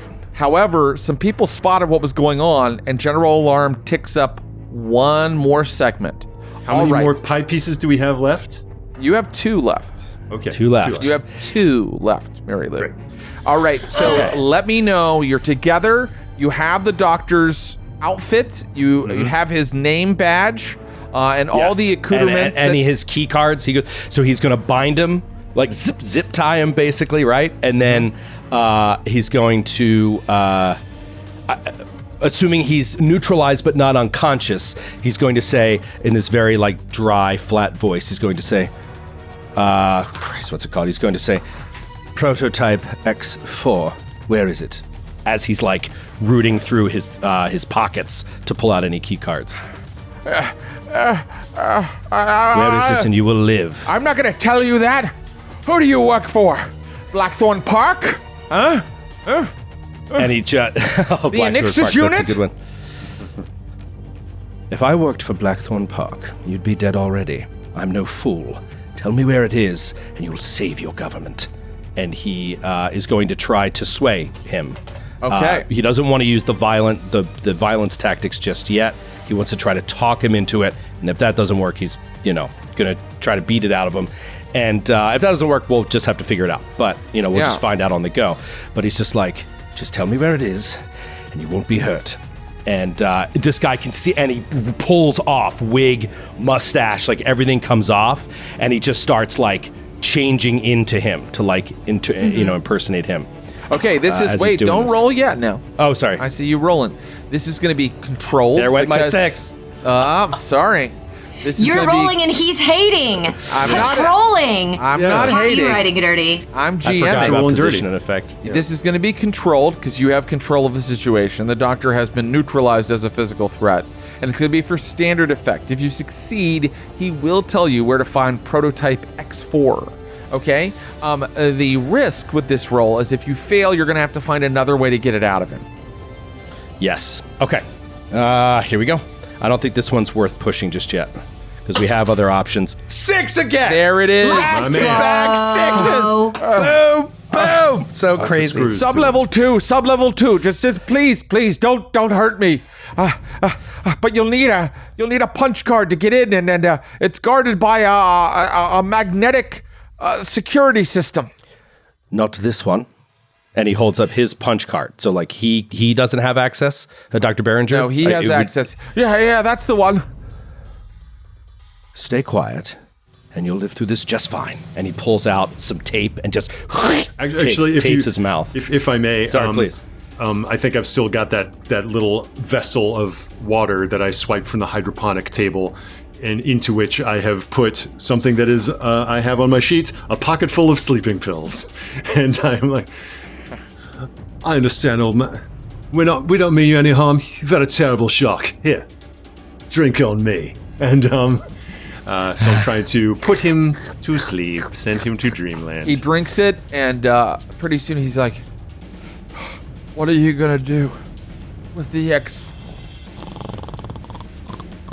Also, for the purposes of this very cinematic and amazing score that we're running, I'm totally fine having absolutely no idea what Prototype X4 is. I just want to say for the record, I would have asked ahead of time, in character. Like, I don't even know what it is at all. You don't know what it is, and your fixer maybe didn't tell you unless you're taking some sort of flashback to specifically get that information.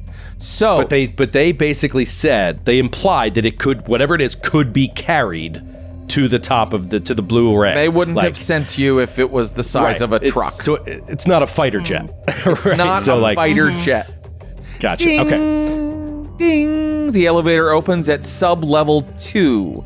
And and Dr. Behringer steps out, little portly, balding wig. And so I've checked off Find Disguise on my sheet.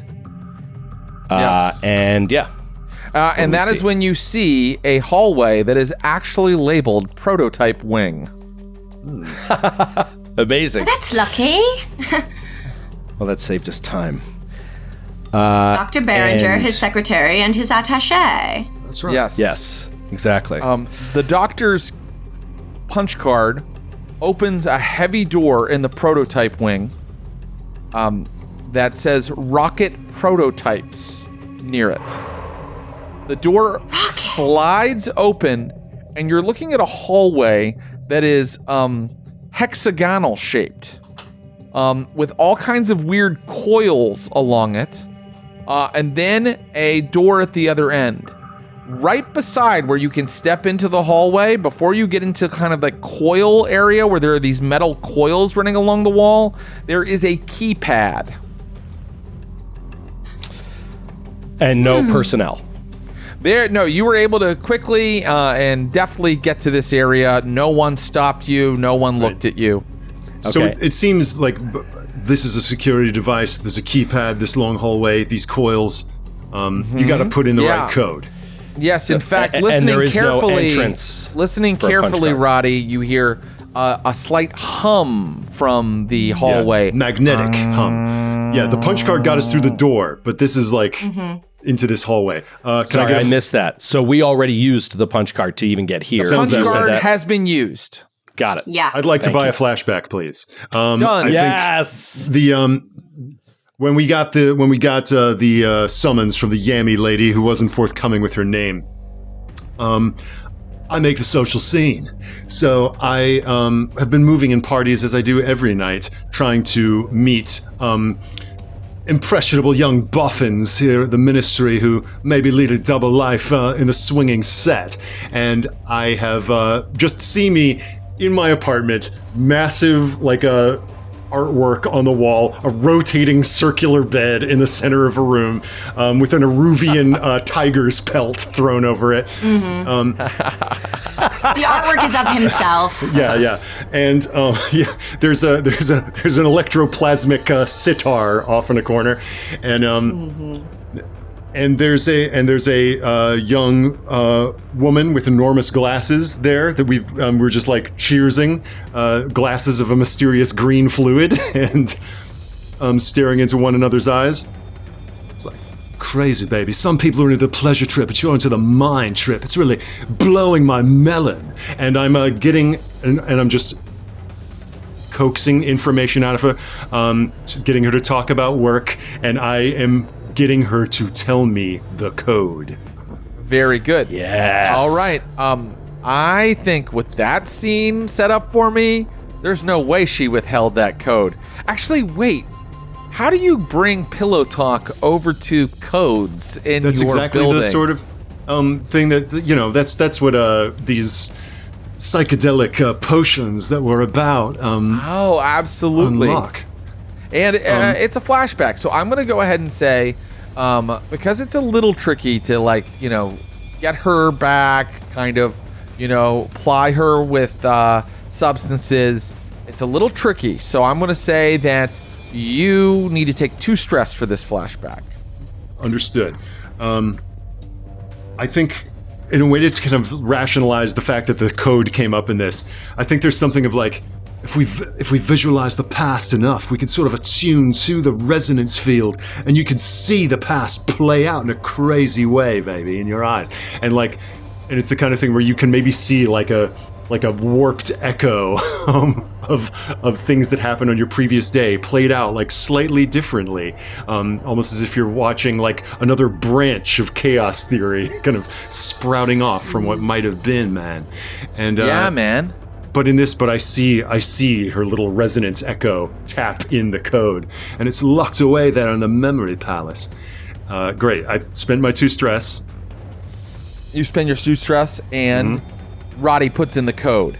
Suddenly you hear the hallway power down. Did that sound relatively playful to you? Was that playful? Was that playful? That may be straining the definition. It's fine. Well, I think it's playful because you set such a cute scene with your little Ministry of Discovery girlfriend. So I think it's playful. You may go ahead and the tiger. hit that key. Yes, the Great. tiger. The tiger's All right, really what did it. Tiger. I've got the 3, so then the key is available to be hit now, yes? Or turned, That is rather. correct. It is available to be turned. You arrive at the next door, and you find that this is some sort of climate-controlled prototype vault with an airlock.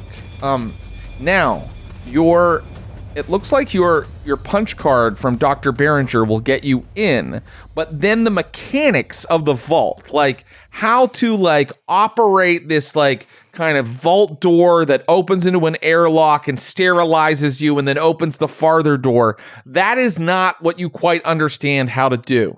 So how are you going to do all of this? When you get through, this is not a danger like you're about to die or something like that, but getting through this area, while it might be controlled, depending on what action you tell me, it could set up more of an alarm, or it could have some other kind of consequence where you have to find another way around. But there is a big prototype kind of like airlock sealed door here. The punch card unlocks it, but how do you operate the equipment to get through? We turn to Dottie. I mean, yeah, this feels like the perfect opportunity for me to use my, I think she calls it her portable door, her doortable. And Dortable. her doortable, Dottie's doortable. It's adorable. Yeah, and it's sort of like this. I didn't really describe how it works before, but I think it's like comes in like a big chunk that you like telescopes out, and you set it down on the ground, and then build it up like a window pane, kind of, and it makes a grrrr sort of in between it when you switch it on. So this is the invention you used earlier.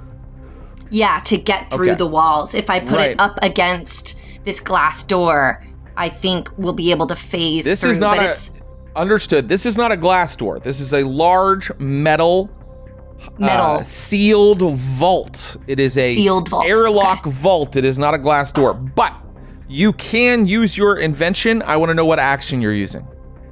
wrench. That I think would be wrench. Using the same action again. Okay. I'm going to make this risky this time because of the double doors and all of the electronics and sort of mechanisms in this door. This time, I'm going to make it risky. Actually, let's have fun. I'm going to make it desperate. If your wrench roll doesn't work, your molecules or those of one of your friends are going to get stuck in the door and they are going to take a level 2 harm. That is, by the book, major.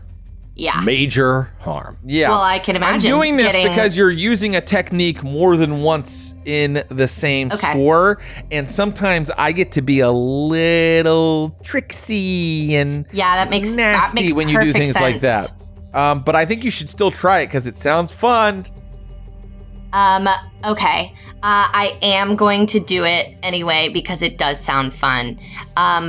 I do think I'm going to put on my psychic amplification device because I think with some of my attunement abilities, I think my devices work better on me the way that they, it worked better when Rody was able to turn the sound up to the right frequency, made it easier to slip through. So you're using a psychic attunement device. You're using a psychic attunement device?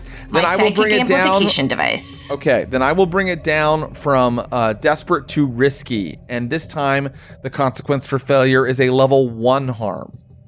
Okay, amazing. And so in the Paranormalist playbook, it says, what does yours look like? Did you invent it yourself? Yes, she invented it herself. And what it looks like is those just sick tinted sunglasses, except Amazing. they're like huge, you Awesome. know, Awesome. and they're purple. And they're really hard to see through, so I'm not going to wear them. But she wears them, and it enhances her psychic abilities. And I'm going to try and walk through that door. Whoo, boy. So that gives me 3 dice. No, That's 2 good. dice. No, 3 2 dice. Yes. How many do you have in wrench? Because that's how many dice you 2. have right now. Okay, But 2 dice. okay, so the psychic amplification device didn't give me another die. It improved your made effect. it Or improved improved my your effect. position, rather. Yeah, it's now Okay. risky for standard effect. I would like to push myself. Okay, good idea. Because I don't want to get stuck halfway. That sounds bad. So I'm going to push myself for an extra die. Okay. Please. Yes, I got a 6. I got a 6 and 5. Wow. 6 and a 5. 6 and a 5. Dottie moves through the 2 airlock doors, her pattern kind of like shaking and vibrating at a different frequency. And she's through and can open both doors. And now you're standing in a sterile chamber, completely white on all sides, immaculately clean. In the center of it is a pedestal, and on that pedestal is a large metal case marked X4 prototype. I'll walk up to it Okay. and examine it thoroughly. It is a large metal case. Something inside of it might be roughly the size of, I don't know, like a backpack or, 2 basketballs. It's something that is carryable, and there's this case to carry it. I'm going to open the case. I want to see Inside what the we're case, embedded in some kind of plastic type foam, is what looks like a large chrome bullet with reticulating metal arms that can kind of come out of 4 sides of it.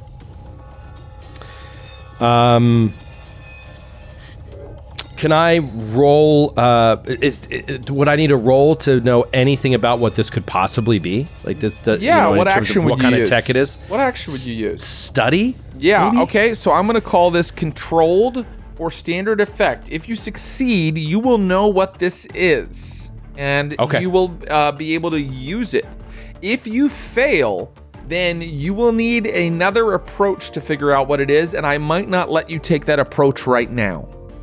Yeah, that's fine. I'm not going to push for this. I don't need to know exactly what it is in the moment, but I'd like to. So I'm just going to roll it, and we'll see. Here we go. A 1. You have no idea what prototype X4 is. Let me see that. Can I try and like? You may not try right now. Jacobin, let's make tracks. What? And he you gotta slams get the out thing of here. shut. He latches it. He picks it up. I could carry it like a large briefcase, right? You can. Kind of.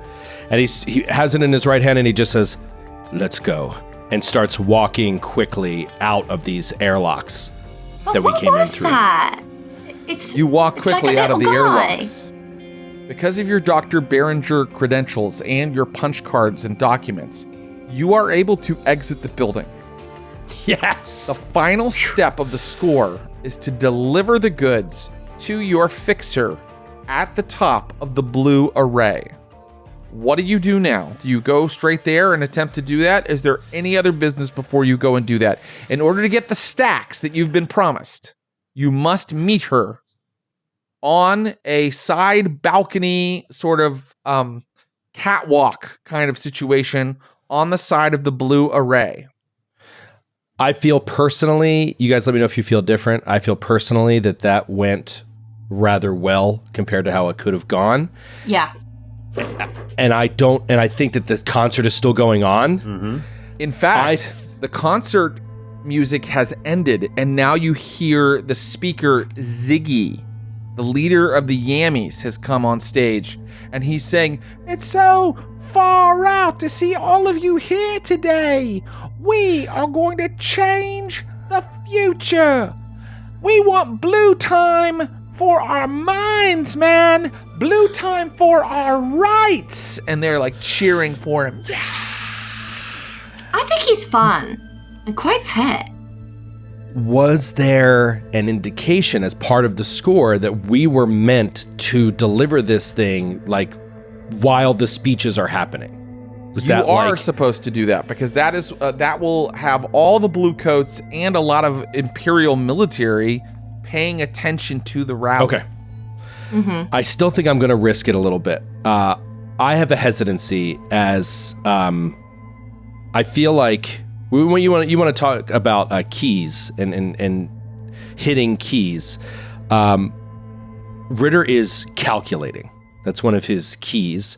And I just feel like he would not just walk it up there without knowing what it is. Mm-hmm. To be clear, we're in the van. So I feel like he wants to take an extra couple minutes with those two able to look at it too. Great. And just to, even if it's just a few minutes to just try to like suss out what this thing is before we take it to the top so that we're just ahead a little bit. He doesn't want to be behind on knowledge to these people. Okay. Can you give me a sense of the relative distance to the blue array where the drop is taking place to the site of the protest? Yes. Looking up from the Ministry of Discovery or from the campus of Charter Hall or from the square where the rally is taking place, you can see the blue array. It is the tallest sort of edifice in the area. And in fact, it kind of looks out over the square where the rally is taking place. Okay, so it's not like something we need to like drive to in the van. You can walk it to it. It's very nearby. Okay. Cool. Okay.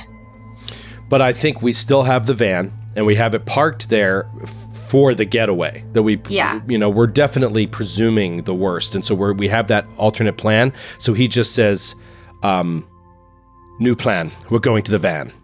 And he just starts walking to the van with the thing. And so bossy. He just wants to jump in the back of the van, shed the disguise, and then, give it to them. and be like, open it up, look at it. See if you can tell what it is. Have you ever seen anything like it? And he's particularly looking at Dottie because he knows she's a paranormalist and he doesn't mess with that stuff. He's kind of freaked out by it. And he's like, is this a paranormal like piece of tech? Or, so anyway, he's just opening up other minds to it because I've already failed my role. Okay. You're in a new place. You're in a new scene. You may try a different approach. It cannot be study. A different approach to figure out what this object is. And who would like to try that? Dottie? I think I'd like to try to and attune with it, or see if it has some attunement, or if it has some electro plasmic tendencies or capabilities itself. And if it doesn't, I'd like to try and maybe read its like residual electroplasmic memories, maybe of like the people around it, or the people who have used it, or the people who made it, and that kind of thing. Yeah, okay, let's see how you do. Aura, yeah. And I'm reading its aura exactly. Here's the situation. This will be controlled, and it will be for standard effect. If you succeed, you will know what this thing does. If you fail, I'm going to rule that you cannot make any more attempts. The window for giving this to your client is happening very soon, okay? So if you fail at this one, you cannot make another attempt to figure out what it is. All right. I would like to assist. Okay. So I'm just going to mark a stress. You studied it before. It makes sense. I can tell you what it's not, right? Like that's sort of the way that I feel about like some of the mundane stuff. But then also, I feel like he's going to try to bring up some of his demons as well and maybe attune along with her, even though he doesn't like doing it, just as part of the assist. Right. And Do you want he one doesn't of like these, getting then? near that cloud. What's that? She says, do you want one of these then? And it's a tiny, bright blue pill. That is a hallucinogenic pill that induces a psychedelic state that may allow deep spiritual connection and improve the effect of actions relating to attunement. Yeah. He just looks straight. Take a jackal if you're not a cop. He looks I right swear, at you. it really helps me open up my chakras and sort of connect to whatever it is I'm looking for. No. All right. And she pops hers.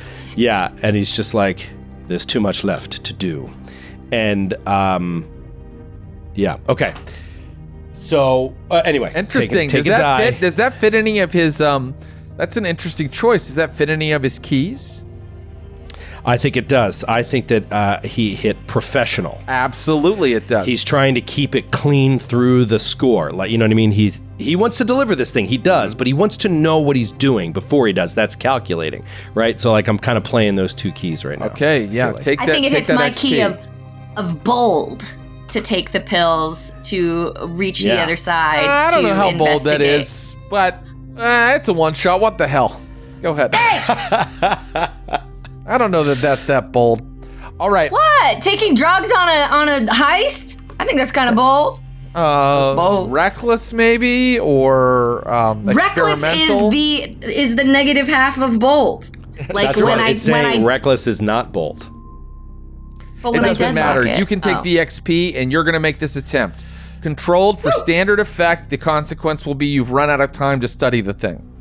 I think reckless is... So this is awesome. Let's just talk about it real quick before you roll. I know we're running late, but like, it is just...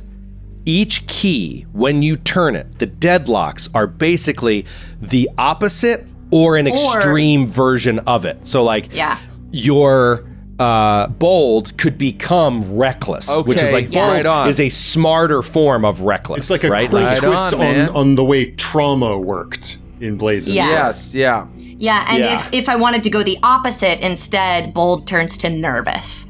So either when I deadlock it, I could turn it from bold to reckless, turning it up too far, or turn bold to nervous, turning it down too much. Or timid, or whatever opposite side, Well, whatever you do, baby, do it with speed and flash. Time's wasting.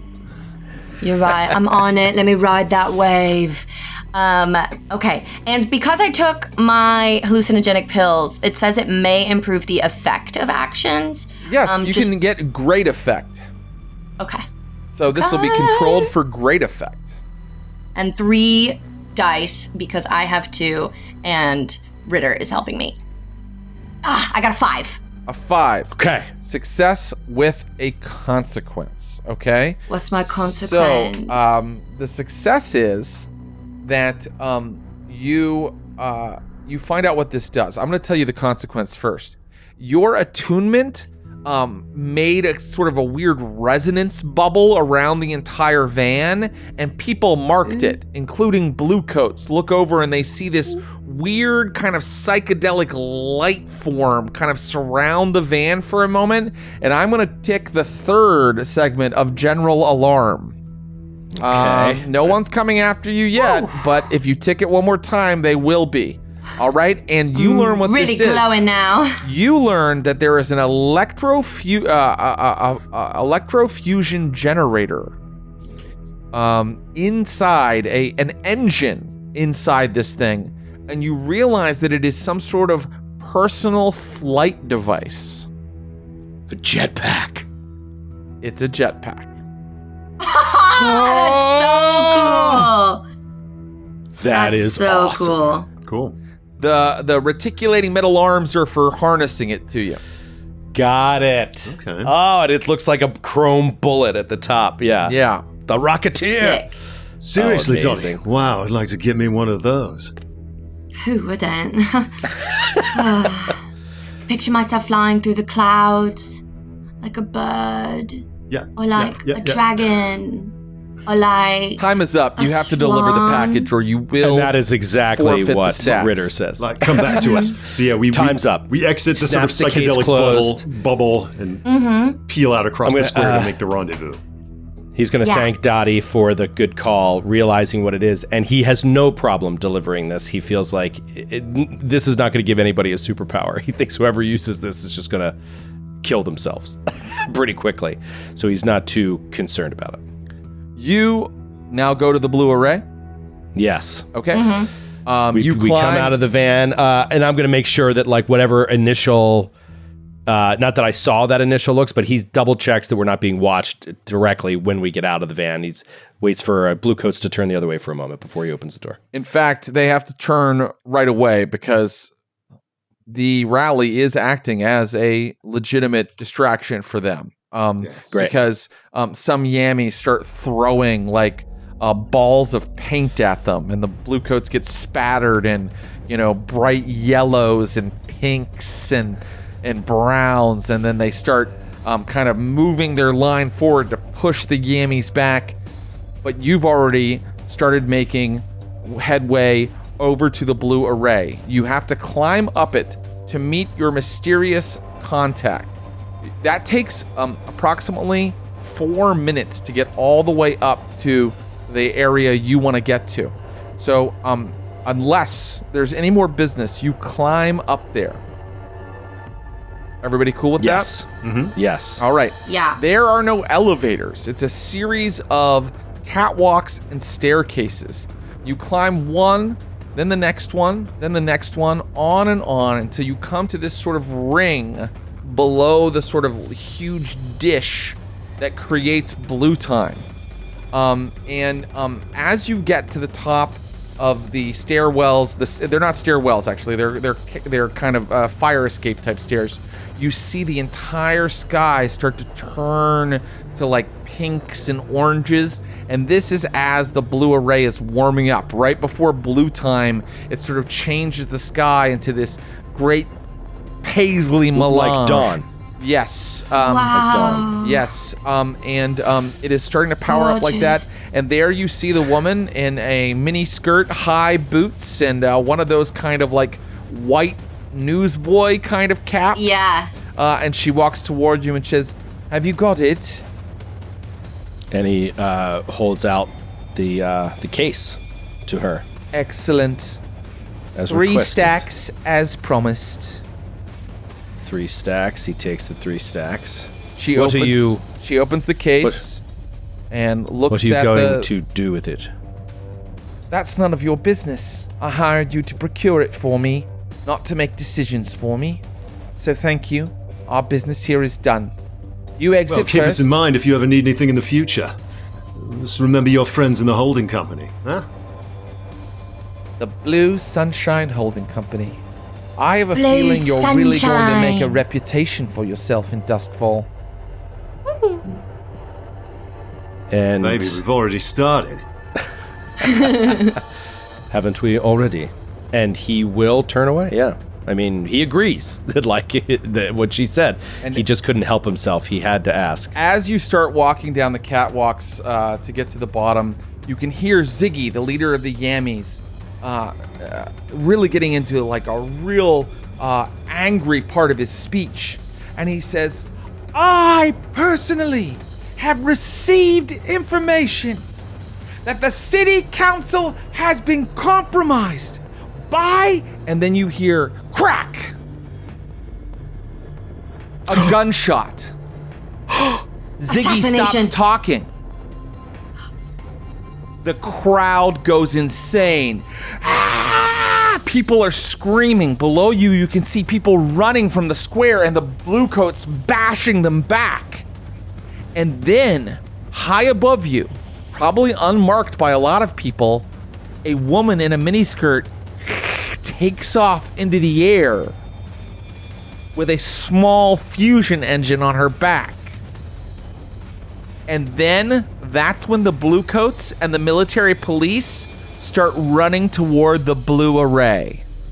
How do you get out with your 3 stacks? All right. My God. We were set up. It's key turning time. Turn that key, baby. Turn that key. Well, first off, I want to say that stashed at the base of the array is something that is on my sheet. I'm marking it off now. A fine 2-seat autopod. This is something that's on the swinger sheet. I have a 2-seat autopod. So yes, down the catwalks, and waiting for us there is my ride, baby. And All right, as you arrive at your 2-seat autopod, which, by the way, who gets the other seat? You see a bunch of bluecoats and Imperial military running toward the blue array with their guns drawn. okay, You go. room Take for Donnie. one more. I'll be fine. Oh, Sure. Quickly. thank you. Yes. I've got my radio handset. It's an RF radio handset. It's tuned to a secure frequency. Ritter, buzz us when you're safe, right? And he holds out his. Will do. And he's got his RF radio. You said the radio headset? Is that what you said? Or Yeah, the radio walkie-talkie? handset. Yeah, the radio handset. Freeze! Yeah, he's got Get his. down on the ground! You hear a bunch I of would, guns baby, I cock all at would. once. I would, baby. I would get down on the ground, but I can't mess up the threads. Shunk. I shut the bubble top of the thing, sealing us both inside. I want to say that this autopod is like a tricycle. It's 2 wheels in the front and 1 in the back, with a little dome on the top, and it's just like. And I will snake through them and As they start gunning it, I'm gonna just start bolting on foot, like just running into like an alleyway and creating essentially like a chase. But I mean, he's built for this. Like this is also he's the undercover guy, right? Like He's if he in really the gets busted, military. he'll Yeah. be fine. But he has to make these two think that he's not, right? So like he'll let them go and hopefully draw some of the bluecoats towards him. But he is honestly gonna try to escape them. You hear someone shout into a megaphone, "Take him down!" And that's when the sound of bullets, bang, bang, bang, bang, leaving rifles, suddenly fills the air. You are about to be shot as you run toward the alley. What do you do? I was planning to use Prowl to just like get to the closest hiding place, basically. The closest way to put cover between myself and them. I'll allow it. Let's use Prowl. It's going to be desperate. If you fail, I'm going to say the Jackal is shot dead as he escapes. May I assist? All the way I to assist? a I will level be pushing 4 myself. harm. If you May I succeed, assist? Yeah. well, let me just set Great. the stakes. So that's your position, okay? It's desperate. Yes. And I'm going to say all the way to death. All the way to death, because we It's a one-shot hard. baby. Okay? Jackal. If you succeed, your effect will be standard. You'll get into an alleyway where you can then work from there, all right? And where you're not out in the open being fired at. All right, what? We know you're using Prowl. I'm going to Anything use else? Prowl, and I'm going to push myself.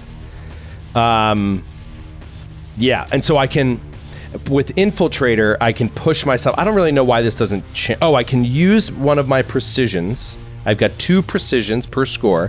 I can use one of my precisions to push myself for a feat of athletics or stealth. I feel like this is kind of athletics and stealth. He's trying to use his athletics to quickly make such a fast-moving target that it's going to be inaccurate for them to hit. And so, yeah, but it doesn't really to give me an extra die or anything. I'm still just pushing myself. Oh, wait. Or to put, I'm sorry, I don't have to spend the stress. I can spend the precision. Yes. I can do that Okay, twice great. to score. And remember, if you guys, feel you like can- this is a feat of athletics. You if can that's also what you think resist this is. consequences. Don't forget that. I think that gets Right, lost right. sometimes because this is one of the only games where you can do that. You can go, actually, that bad thing didn't happen to me. Yeah. So here It's we just that go. we're precious with our stress. Yes, that makes sense too. You need that stress. That's a resource. Yes. Okay, so how many die does that give you, the Jackal? I'm now at 3. I've got 2 for Prowl and 1 for my Infiltrator special ability. Here we go. Would you Here like we an go. assistance? Yes. I Great. mean, it's desperate. This is as bad as it gets. I will mark one more stress. My fine autopod has a purpose that I select at creation. It is surprising. Therefore, it contains hidden gadgets. As I'm So peeling cool. out, I flip a little plastic lid on the stick shift and hit a button, and a cascade of multicolored rainbow smoke plumes out of the back of it as I sort of do a donut at the base of the array, just sending up these wafts of colorful smoke all around the Jackal as we peel out that's down a side amazing. street, making it harder to aim at our compatriot. Perfect. And so Ross, you were. I used to think you were made for Blades in the Dark. You were made for Blade 68. Blade 68. Yeah. This is just incredible. Wow, Dottie's crazy. in the passenger seat. She's in the passenger seat, just tripping balls, like, woo! Yeah. Love it. Just imagine making time by the creation is like blasting over the speaker on the inside. Bow, bow, bow, bow, bow. Okay. Roddy, you always throw such a good party. all right, that's perfect. So that's definite. Actually, I like that so much. That I'm going to give you great effect. Okay? Okay, Instead of standard so- effect. Because basically our friend Roddy used one of his equipment for you, right? So you get Yeah. great effect instead, which means clean getaway. So either shot dead or clean getaway right now. Here we go. It all comes down to this. All right. Come on, Roddy. The rainbow smoke. It was so beautiful. I got a 5. A 5. Success I got a 5. with a consequence. And the consequence is that I'm going to give you guys an extra wanted level if this were campaign play. Got it. Okay. They got to look at your face before the rainbow smoke covered it.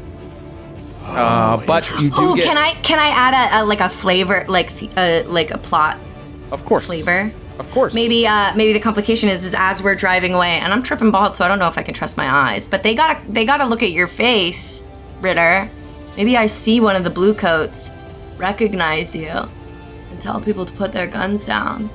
Wow, Why in a would they do moving that? car, Dottie is able to tell that someone recognizes you. Slow. Those are some My incredible pills! drugs.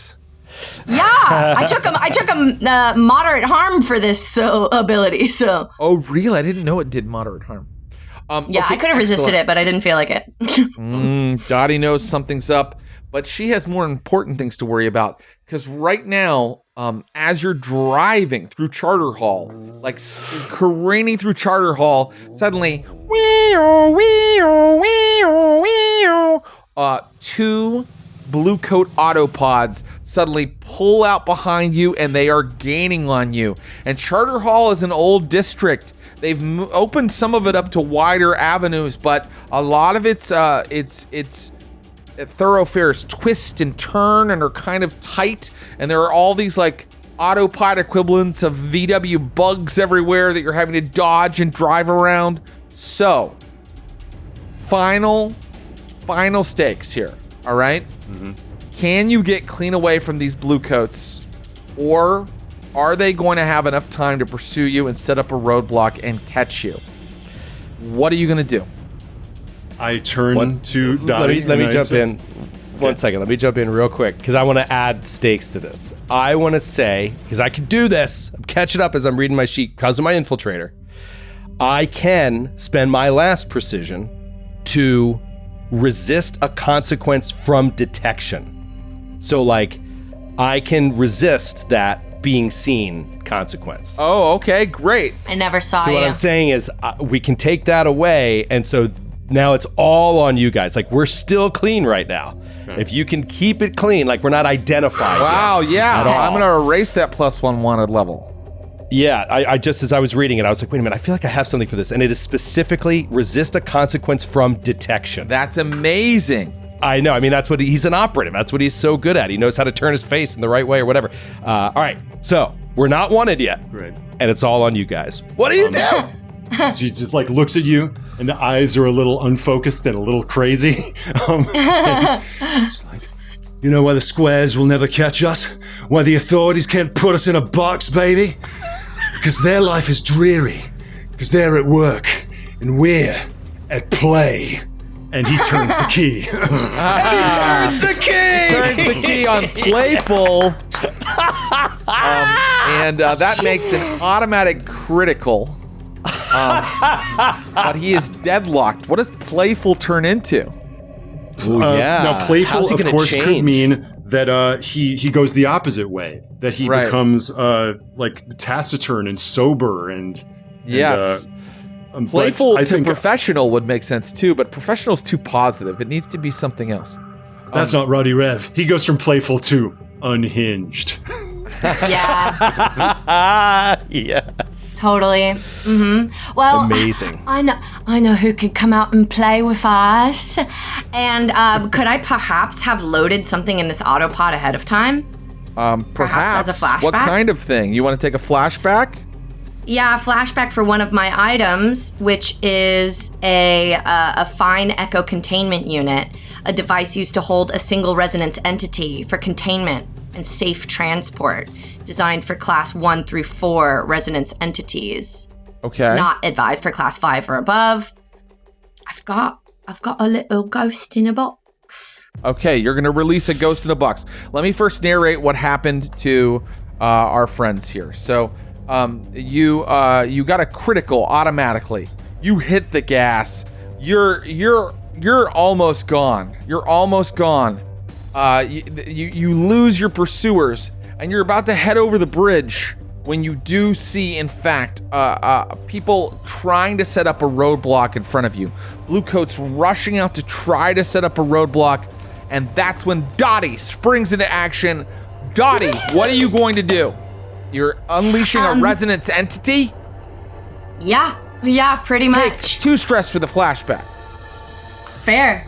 And now you can release this resonance entity, and I'm going to say, because you took a flashback, this is going to be only risky for standard effect. If this works, you're going to get through the barricade that they're setting up. You're going to get past them before they set it up.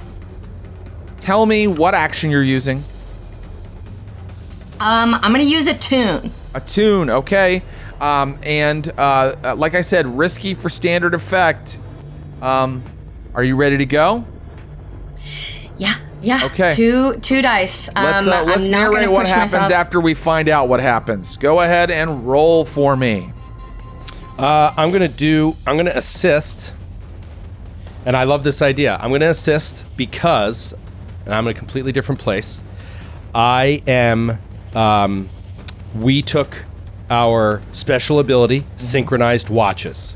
So we, Yes. as a heist team, can assist without being anywhere near each other. Yeah. And so the assist that I'm going to do, and I'm going to spend 1 stress, is the resonance ghost in the box is somebody I killed.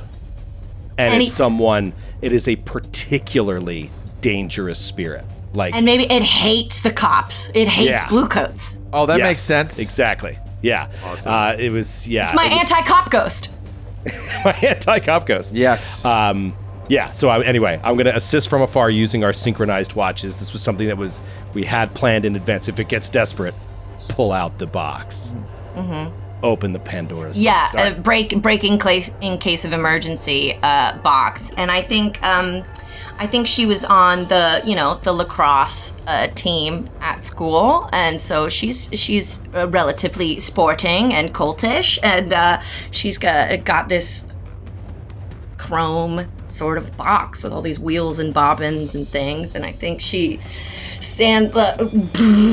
maybe we take the bubble down for a sec, roll the windows down, and chuck it at the roadblock, and I'm just hoping it breaks and explodes. Those are very delicate devices, right? Roll your action. I want you to roll the action now. Go. I got a 4. A 4. Success with a consequence. The resonance, what was it called? Cage? The bubble? Whatever. Echo containment unit. The echo containment unit shatters. The consequence is that's your last echo containment unit. You can no longer use that containment unit or this ghost if we move forward in campaign play. Out of it comes this resonance echo that looks like Marlon Brando in The Wild One. And he lands on a big resonance echo motorcycle. And it's like, try and catch me, pigs. And he goes, and he smashes into them, clearing the way. Wow. For Roddy's Autopod. And as Roddy's Autopod flies over the bridge into Crow's Foot, suddenly klaxons sound all over the city. Wah, wah, wah. And then you hear, blue time starts now. And the entire bubble suddenly glows a beautiful robin's egg blue, and sunshine beams down on your faces. And Ritter looks at the 3 stacks in his hand. Completely worth it, baby. And that's the end of our Blade 68 session. Blue sunshine. Wow, Blue Sunshine Holding Company. The Blue Sunshine I'm Holding feeling Company. inside. I can't explain. Certain kind. Can't explain. Yes. Hot and cold. Love it. You successfully stole a prototype rocket pack and gave it to some sort of foreign actor who assassinated the head of the Yammies youth movement. God. Unbelievable. Tried to pin it on us. And one day, hopefully we can continue. But for now, that's our little preview of Blade 68. Hey, go to evilhat.com and get Blades in the Dark with the code 20cannons20 and then the word cannons, like, a cannon you shoot cannonballs out of.